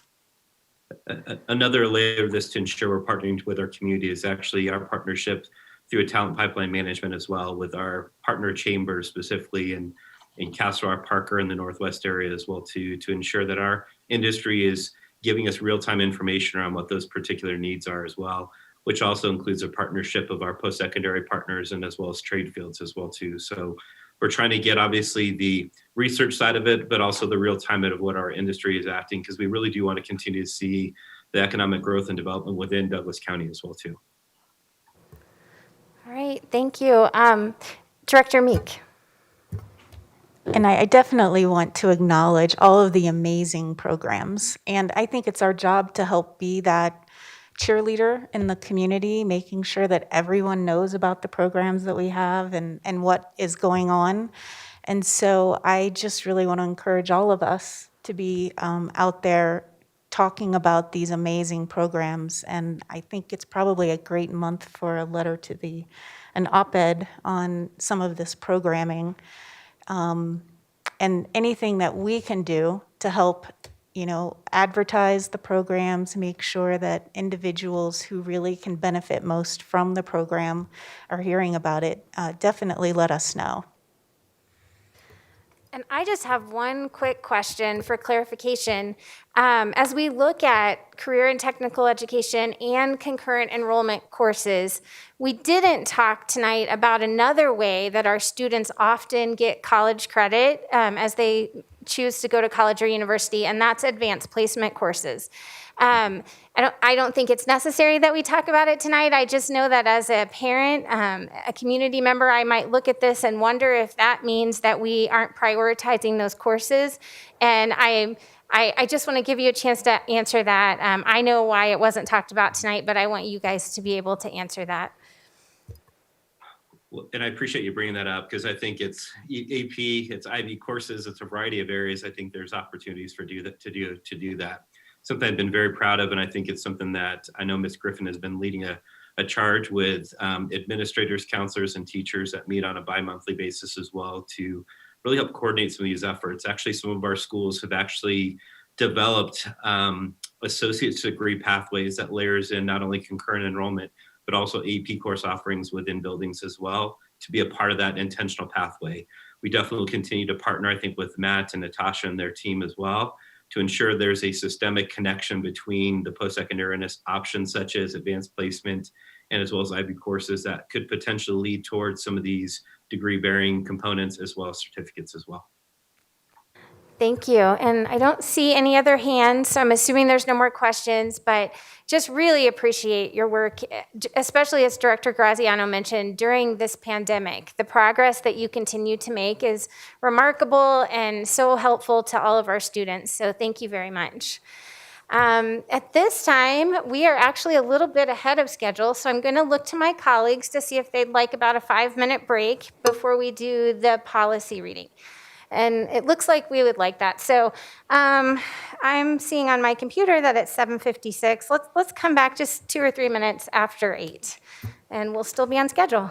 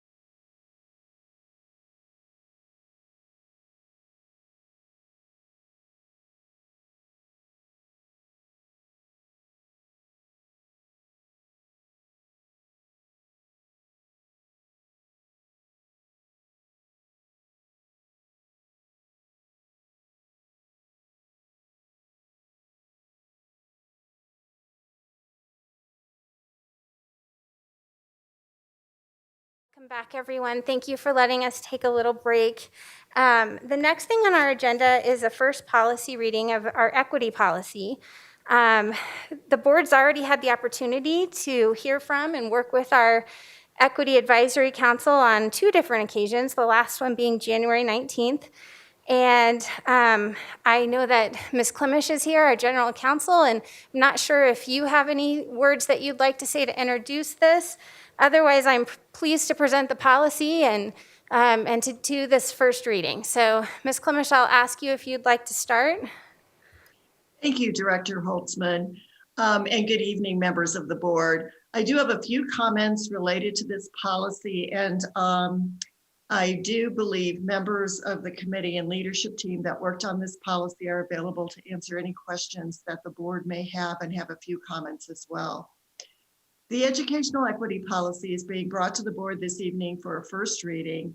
We propose that this policy be identified as File Policy ADB. If you're wondering where the letter numbers came from, we identified that the location of this policy would be appropriate in the Foundations and Basic Commitments section of the district's policies, and that it would be included in the same section as other related policies, including the non-discrimination equal opportunity policy found at policy AC, as well as the complaint and compliance process policies and the Title IX sexual harassment grievance policies. Since this is a new policy to the district, there was a need to identify an identifier for the policy, and the policy identifier was being proposed as policy ADB, which places this policy after policies AC, ACR1 and 2, and before policy ADD, addressing safe schools. Note also that CASB does not have an identifier ADB for any of its foreign policies, which would assure, at least in the short term, that this policy would not be competing with any future anticipated policies that CASB may propose for utilization of the identifier ADB. The title of the policy, Educational Equity, is proposed as this policy addresses equity within the district's educational environment, within the programs and activities of the district. As you may be aware, the board has addressed an updated policy AC, the district's non-discrimination equal opportunity policy, recently in August of 2020. Policy AC identifies the district's commitment to providing a safe learning and work environment where all members of the school community are treated with dignity and respect. Policy AC addresses all concerns regarding unlawful discrimination and harassment, and also identifies objectives of the school district. Other district policies are related to the proposed equity policy, including a number of policies prohibiting sexual harassment in the work environment, as well as learning environment, equal educational opportunities for all of our students, and equal employment opportunities for all employees. These policies are also presently existent within the district's policies, and our legal department has reviewed all of these policies when looking at the equity policy for consistency and so that there is not any competing provisions or interests with respect to all of these policies working together. Proposed policy ADB addresses the district's commitment to equity in the work and learning environments of the district. And at this time, I'll hand it off to Remy Rummel, Jan Lanning, and Chris Page, district administrators and co-leaders of the Equity, Diversity, Inclusion, and Accessibility Strategic Initiative team, who are prepared this evening to answer any questions the board may have and to provide more information related to this proposed policy. Thank you. Remy? Thank you. Thank you, Ms. Rummel. Can you hear me? Thank you very much. Directors, thank you for engaging in this first reading tonight. We truly appreciate your time. I do want to thank specifically Ms. Mandy Malson as well, because her work was very significant in creating the policy in the format that it looks right now in an actual policy. So we just want to would want to truly thank her for that. As you know, the educational equity policy has gone before multiple stakeholder groups. This is a collaborative document that contains the spirit and voices across our district, and we are thrilled that this is here in our first reading tonight. Those groups include our Equity Growth Zone, Conexión, DC Geek, DC SEAC, the District Advisory Council, the Student Advisory Council, or Student Advisory Group, pardon me, and other administrators, teachers, and staff in multiple settings. So our Equity Advisory Council has reviewed this, and that advisory council consists of all of the stakeholder groups I mentioned, as well as additional principals and teachers and other staff members at large. And their insights and feedback have truly helped evolve this policy into into how it reads right now, to include the voices of our staff and students.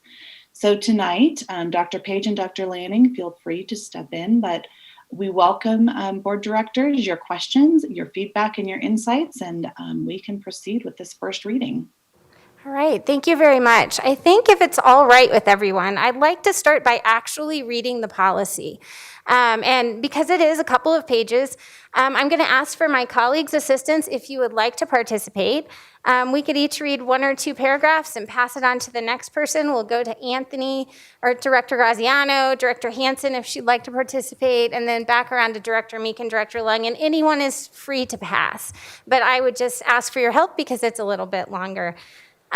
So I'll start with the first couple paragraphs. Educational equity. The Douglas County School District Board of Education commits to establish an inclusive culture to ensure all students, staff, and community members feel safe and valued by increasing and embedding authentic and relevant learning opportunities and experiences involving inclusion, diversity, equity, and accessibility. In collaboration with community stakeholders, the school district is committed to providing educational and working environments that foster systemically aligned practices, opportunities, and experiences which promote the acceptance of all stakeholders. Remove and avoid implementing barriers. Sorry, the first reading's a little hard to read through. Barriers,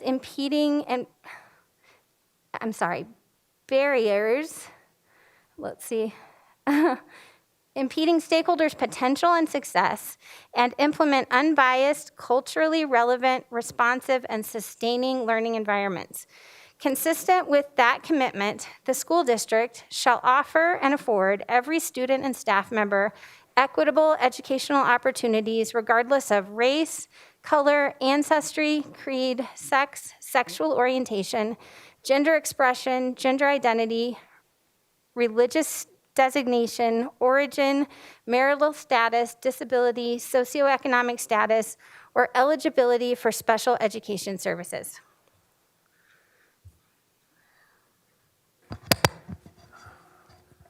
The pursuit of equitable educational opportunities shall guide the Board of Education and school district staff in creating policies, crafting procedures, and thinking and making decisions related to school district facilities, selection of educational materials, equipment, staffing, curriculum, and regulations affecting students and staff. Further, the school district will develop and sustain a teaching and learning culture that addresses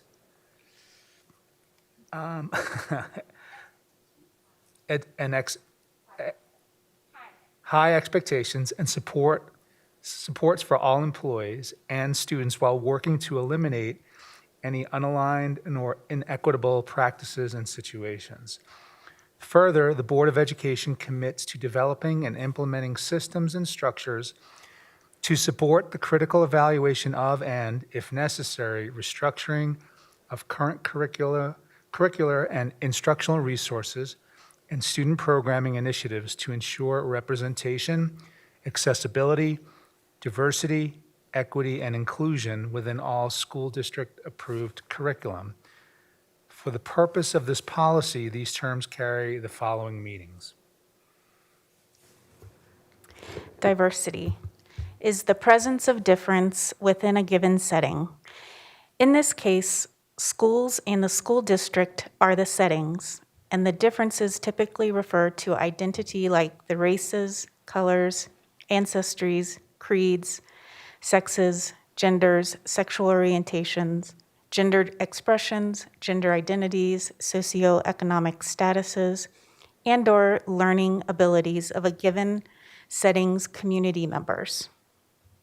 Inclusion refers to valuing and welcoming individuals and groups of individuals with different identities, as defined below, into the district's community, honoring them as equal stakeholders and purposefully incorporating their specific needs into programming, activities, benefits, and opportunities available in the district.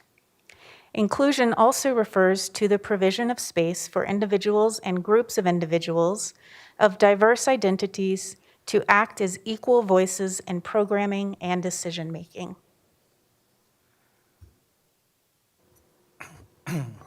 Equity refers to providing all individuals and groups of individuals with fairness and respect in their opportunities to participate in and benefit from the district's programs, and to ensure that every stakeholder has the opportunity to reach their potential.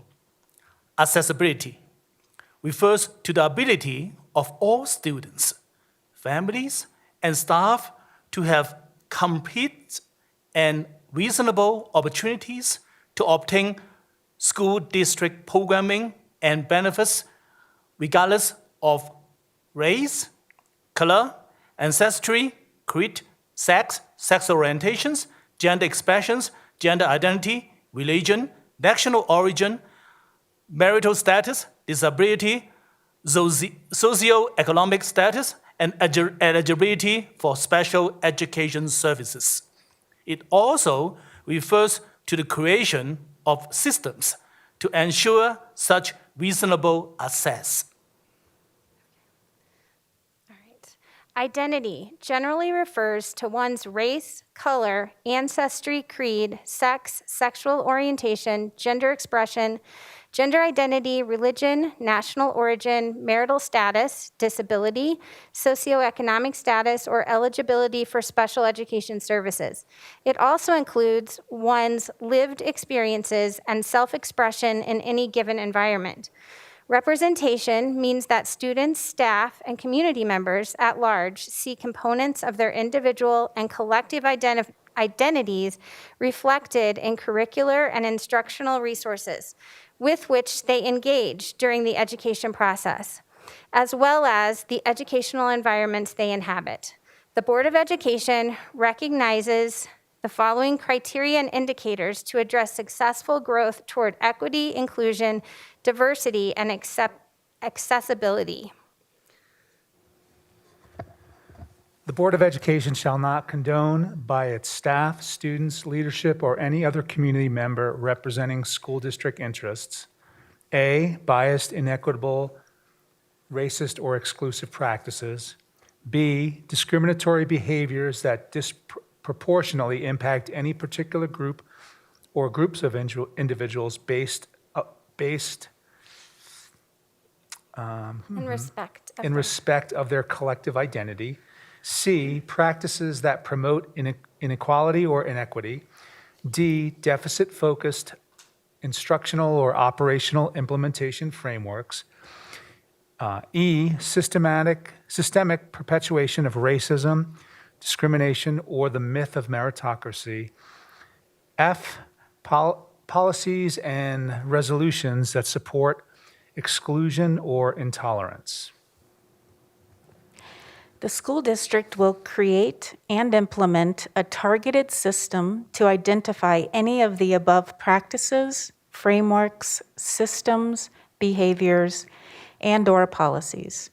The school district will also develop, in conjunction with school and school district leaders, a restorative process to address the identified concern, repair harm to the community, and to eradicate any future inequities.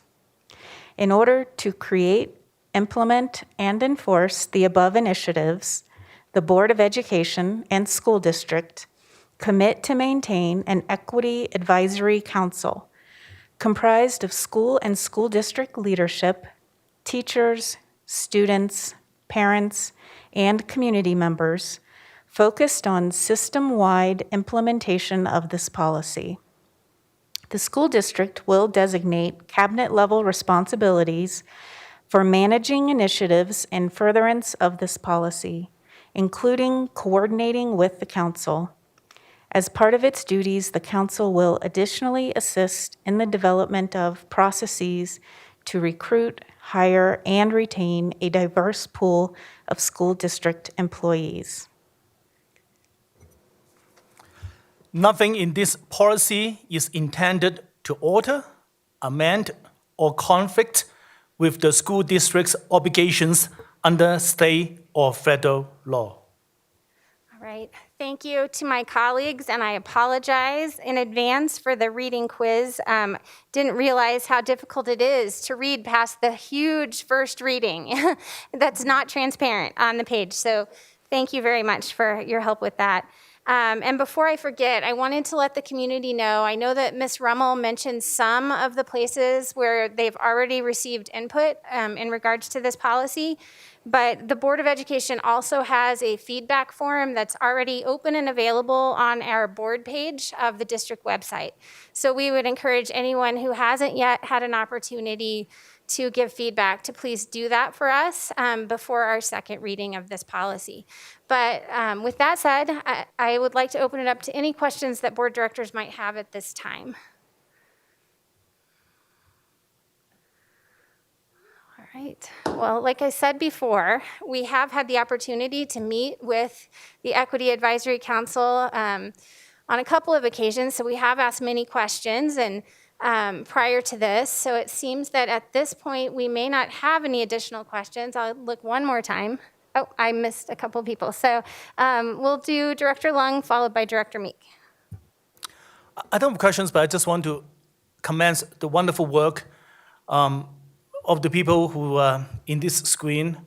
And this is several years of making, and Dr. Meek and I said in several of their meetings, they took in input from student, staff, and I see a group of 20 or 30 plus people consistently going and meet in order to come up with these wonderful, documents.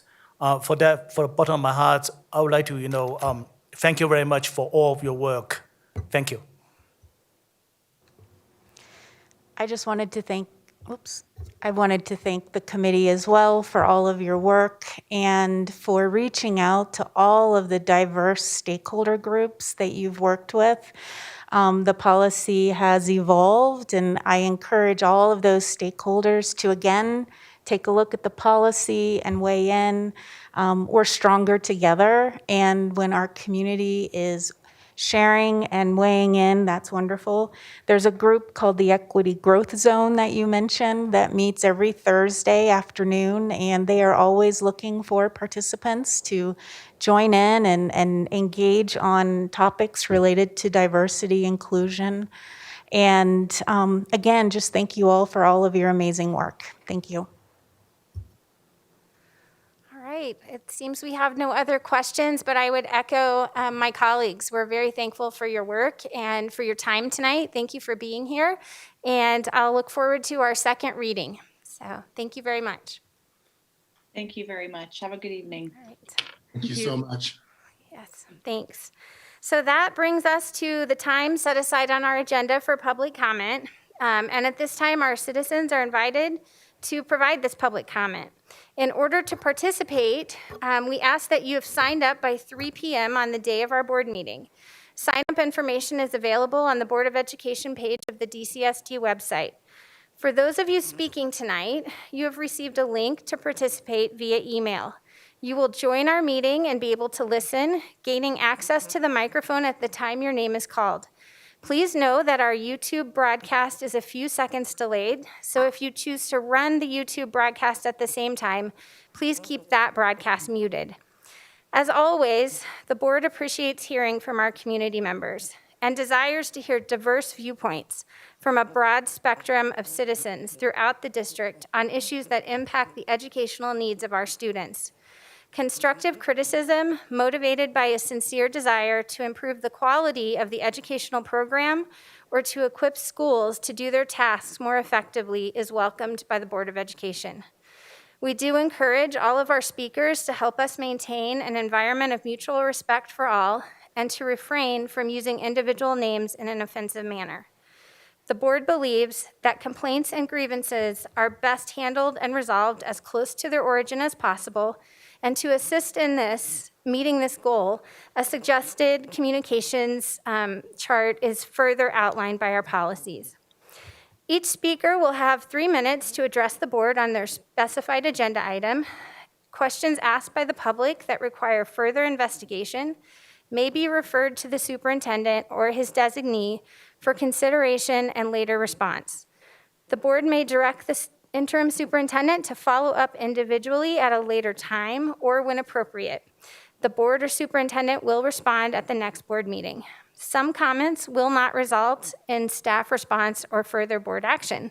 So with all of that said, I will first check to see if our student public commenter, Xander Lees, has joined us, and it appears that he has not. And so we'll move on to our community members. And the first person on my list is Laura Welch.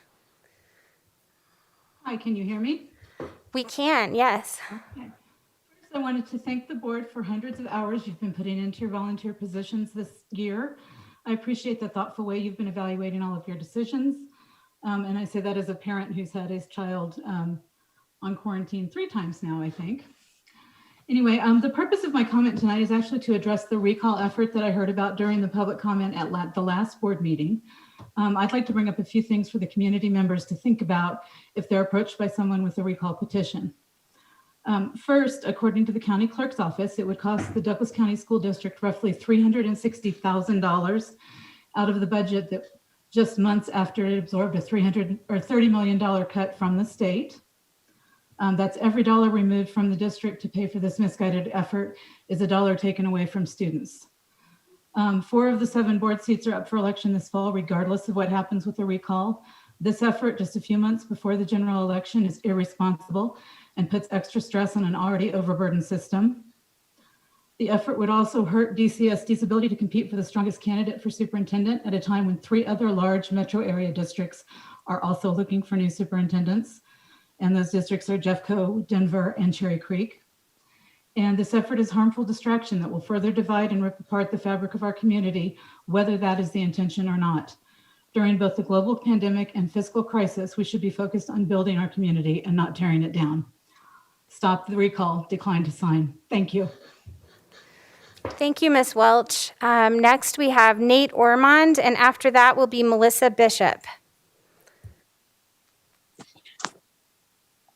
Good evening. Can you hear me? Yes, we can. All right, perfect. I appreciate those comments that were just made. I've actually been asked multiple times, why now, right? Why, if there is an election in 10 months in January, did I announce a recall?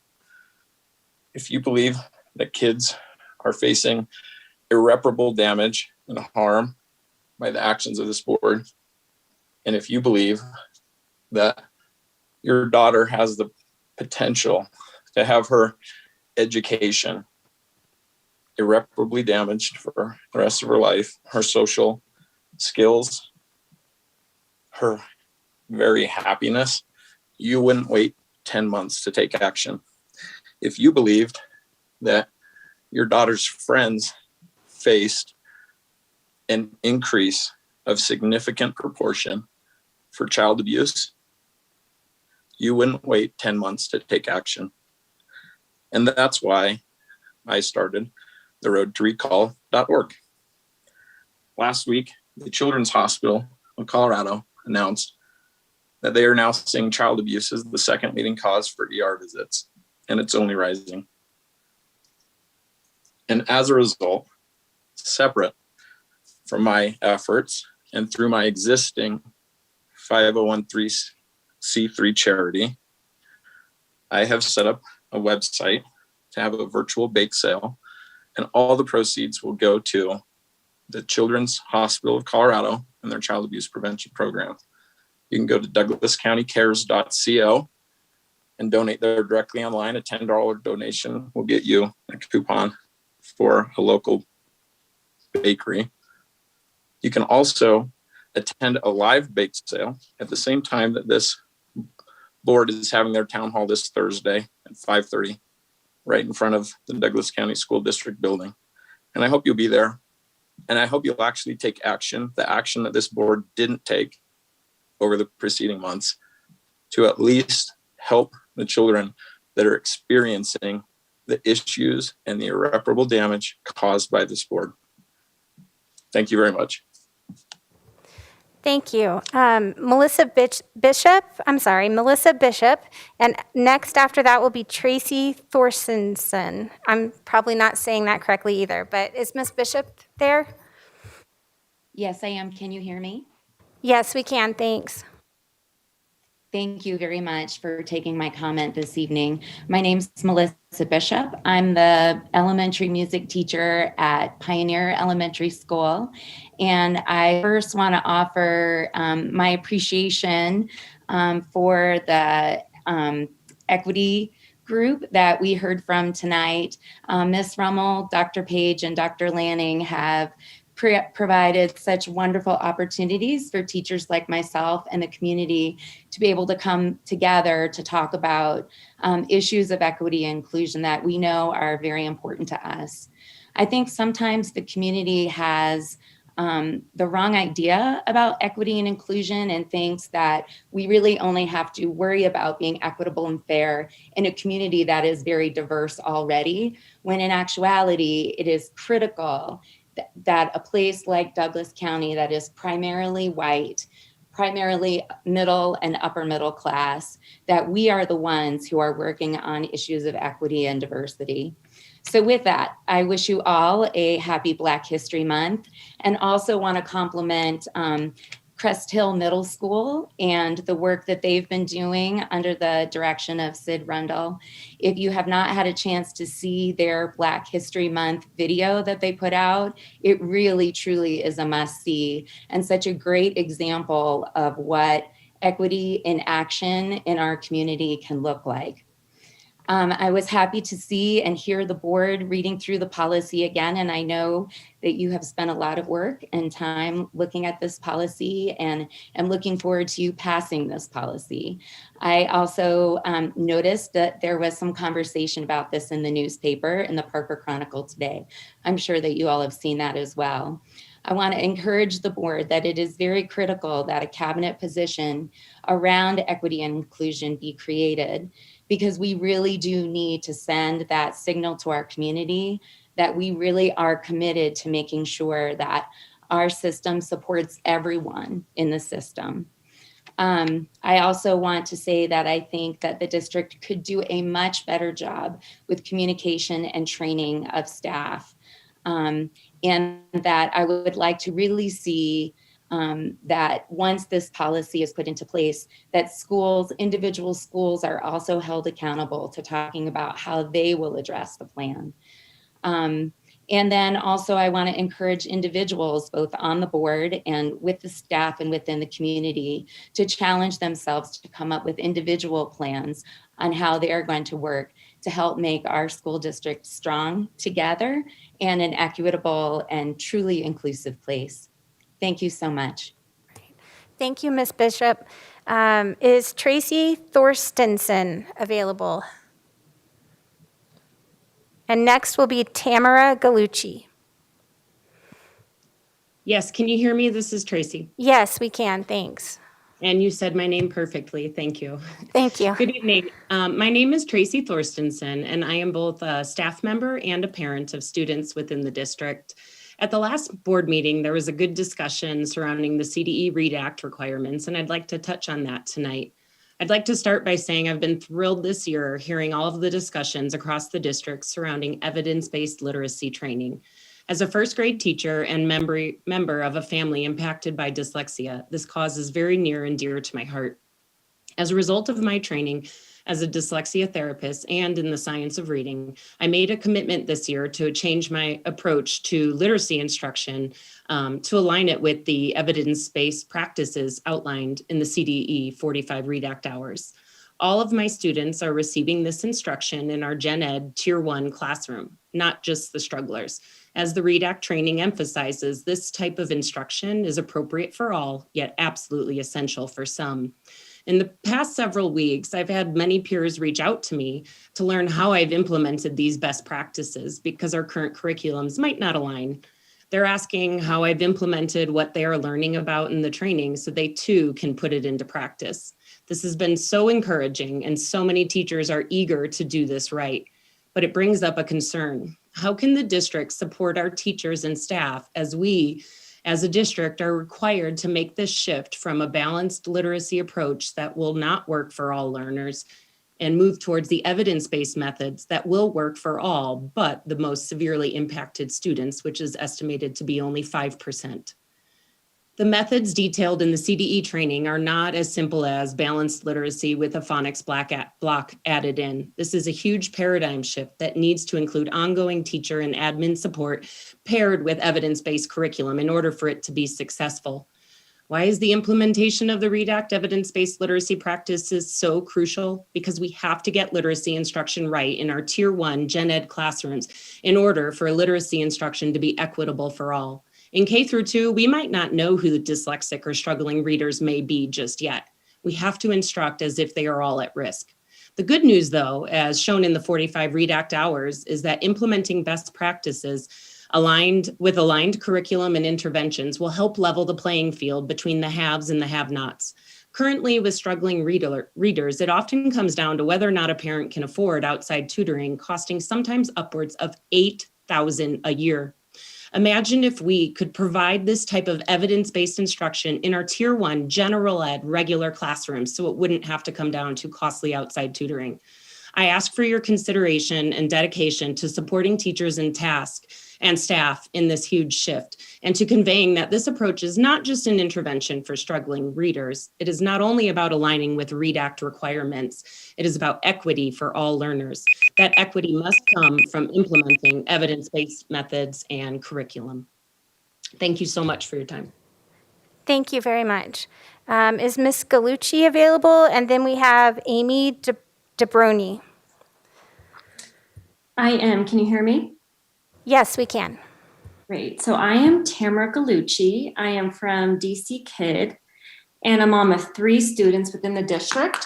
And I'm also talking about the Read Act, or making comment about it. I'm very excited with the changes that the Read Act is bringing, and it's giving us an opportunity as a district to make impactful and needed shifts within literacy for our kids. We really are on the precipice of a paradigm shift within our classroom from balanced literacy to evidence-based curriculum. And the impact of choosing the right curriculum and continued support for the teachers will be essential for some kids, like those with dyslexia, but beneficial for all. My hope and question is, are we taking the new requirements within the Read Act with the weight and excitement of literally changing kids' lives by giving them every opportunity to reach their full capabilities?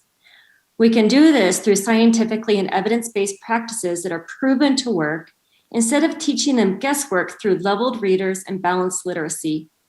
As it sits now, we definitely have a problem within our district with literacy rates.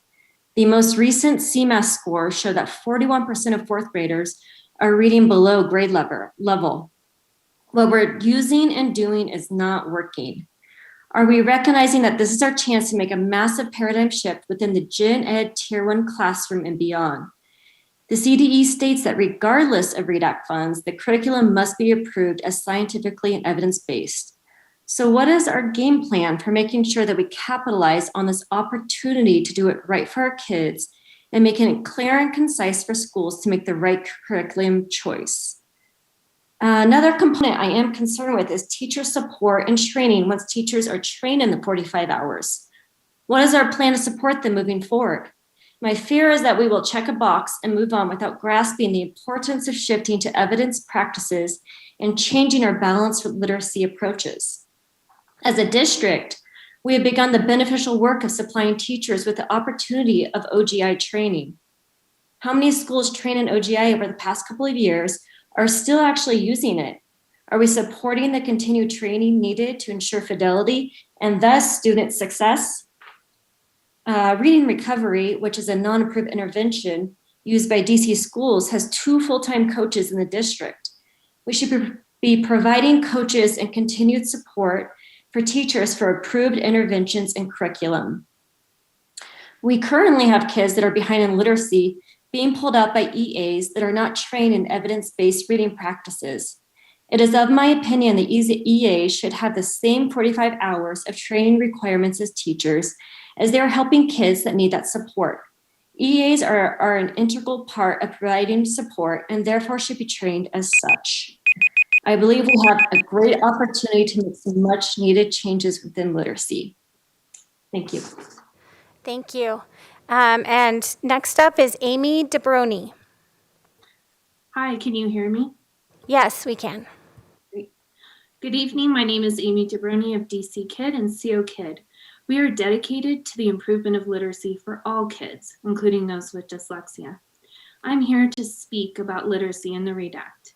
Louisa Moats says the body of work referred to as the science of reading is not an ideology, a philosophy, a political agenda, a one-size-fits-all approach, a program of instruction, nor a specific component of instruction. It is the emerging consensus from many related disciplines based on literally thousands of studies, supported by hundreds of millions of research dollars, conducted across the world in many languages. These studies have revealed a great deal about how we learn to read, what goes wrong when students don't learn, and what kind of instruction is most likely to work the best for the most students. The October 15, 2020 Chalkbeat article states, state officials say schools that report using a program the state has reviewed and rejected because it doesn't align with science must make a good faith effort to switch. There are programs in use in DCSD that have been reviewed and rejected. Programs are in use that are not scientifically and evidence-based. Reading Recovery does, quote, not meet the criteria for alignment to the science of reading or evidence-based practices. What is our plan? Last meeting, programs purchased in this school year were noted to be on the approved list, but those programs did not address all 5 required components of reading. Benchmark 2021 was approved as a core curriculum, but not a phonics supplement. And CDE notes that the Benchmark core program is missing critical components. In order to be utilized to meet the statute requirements in Colorado, a clear map of what needs to be taught should be created. Additionally, in a study, the Fontness and Pinnell's leveled literacy intervention in use in at least 16 schools in DCSD was found to, quote, present racialized representations to students, and, quote, reveal that 70% of fiction and 20% of nonfiction LLI books present people of color as inferior, deviant, and helpless, while 30% of fiction and 100% of nonfiction LLI books present whites as heroic, determined, innovative, and successful. Our attention to this is necessary. We are concerned it will be lost in the shuffle. Asking our schools to be experts in literacy is like asking a family doctor to be a cardiologist, an oncologist, etc. We cannot ask them to shoulder this alone. This work will need all of our support. We at DC Kid worry that we will be caught at the end of this even more behind, lacking a plan, and facing more issues than our neighborhood districts. Thank you. Thank you, Ms. DeBroni. And thank you to all the public commenters for your helpful comments. And Interim Superintendent Wise, I'm wondering if the last 3 public commenters in regards to the READ Act, I believe 2, if not all of them, also are part of DC Kid. And I know that in the past, they've worked closely with our district to support improvements for our young readers. And I'm wondering if you could get back to them or designate someone that could possibly talk with them about some of their concerns. I appreciate that. Thank you. So next on our agenda is the adoption of the consent agenda. Those items include acceptance of the second quarter financial reports, approval of a contract for EduClimber and Achievement Dashboard Combo, which is a replacement for our current student assessment and plan management system, which is being done at a savings of $150,000 over our existing contract. Approval of construction agreement for Legend High School track resurfacing and for Mountain Vista High School track resurfacing, which are both a part of our bond, which we are still grateful for. And approval of career and technical education pathway proposals, which we discussed earlier in our meeting. So could I have a motion to approve our consent agenda? Move to approve the consent agenda? Second? All right, I have a motion and a second. We'll go ahead and vote. So Director Graziano? Aye. Director Hansen? Aye. Holtzman? Aye. Director Lung? Aye. And Director Meek? Aye. That motion passes, which brings us to adoption of the unofficial minutes. Do I have a motion to approve the unofficial minutes? Move to approve the minutes? Second? So we'll vote. Director Graziano? Aye. Hansen? Aye. Holtzman? Aye. Lung? Aye. And Meek? Aye. All right. That motion also passes, which brings us very quickly, it seems like, to the Board of Education reports. I have a couple of things. I just want to gather the notes that I have taken about these. If you'll give me one.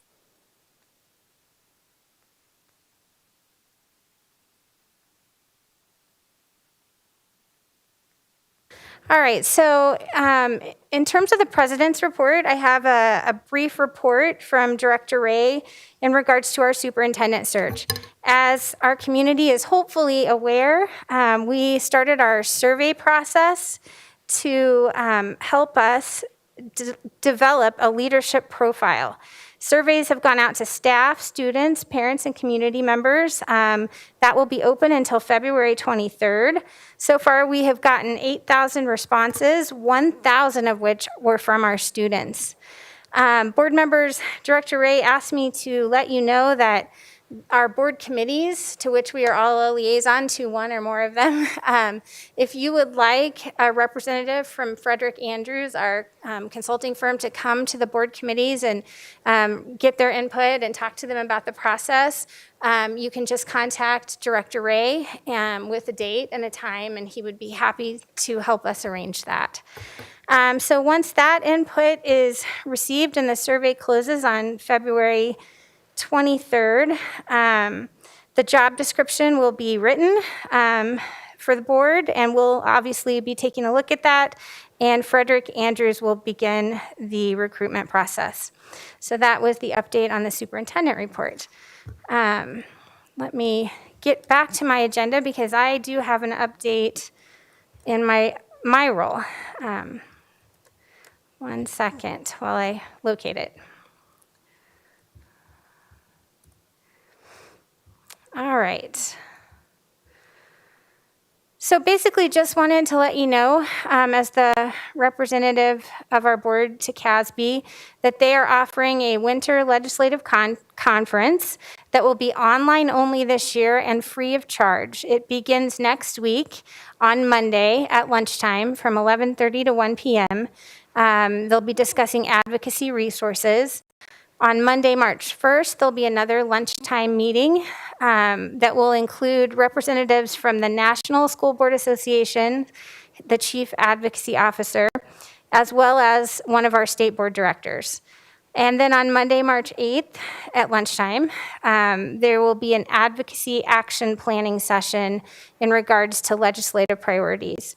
So I just wanted to make sure, I know we all get a lot of emails and invitations, but just wanted to bring that to the top in case you wanted to sign up for that. And I think really that's the only updates that I need to have at this time. So do other directors have reports? Director Graziano. Yeah, at the past FOC meeting. I just wanted to make a bring to light one of the things that I know that they're working on. The FOC is doing a lot of great things, and one of the things that they'll be working on, and I think this will be a really outstanding thing to have for the community, is think of it as like a financial booklet, or think of it, instead of reading the whole district budget or the CAFR, a nice summation, 3 or 4 pages of the district's financials. And I think, this will just be such a huge thing to have in our community. So many people ask, about the district's financial situation, but they're not going to go review all the details. But this will give them a nice synopsis, nice summary. So this is something that the FOC will be focusing on, and I think it'll just be a really huge asset for the district to have to better operating, especially under these times, but even doing great things with the money that it does have. So look forward to that in the coming weeks when it's available. Thank you. Anyone else? Director Meek.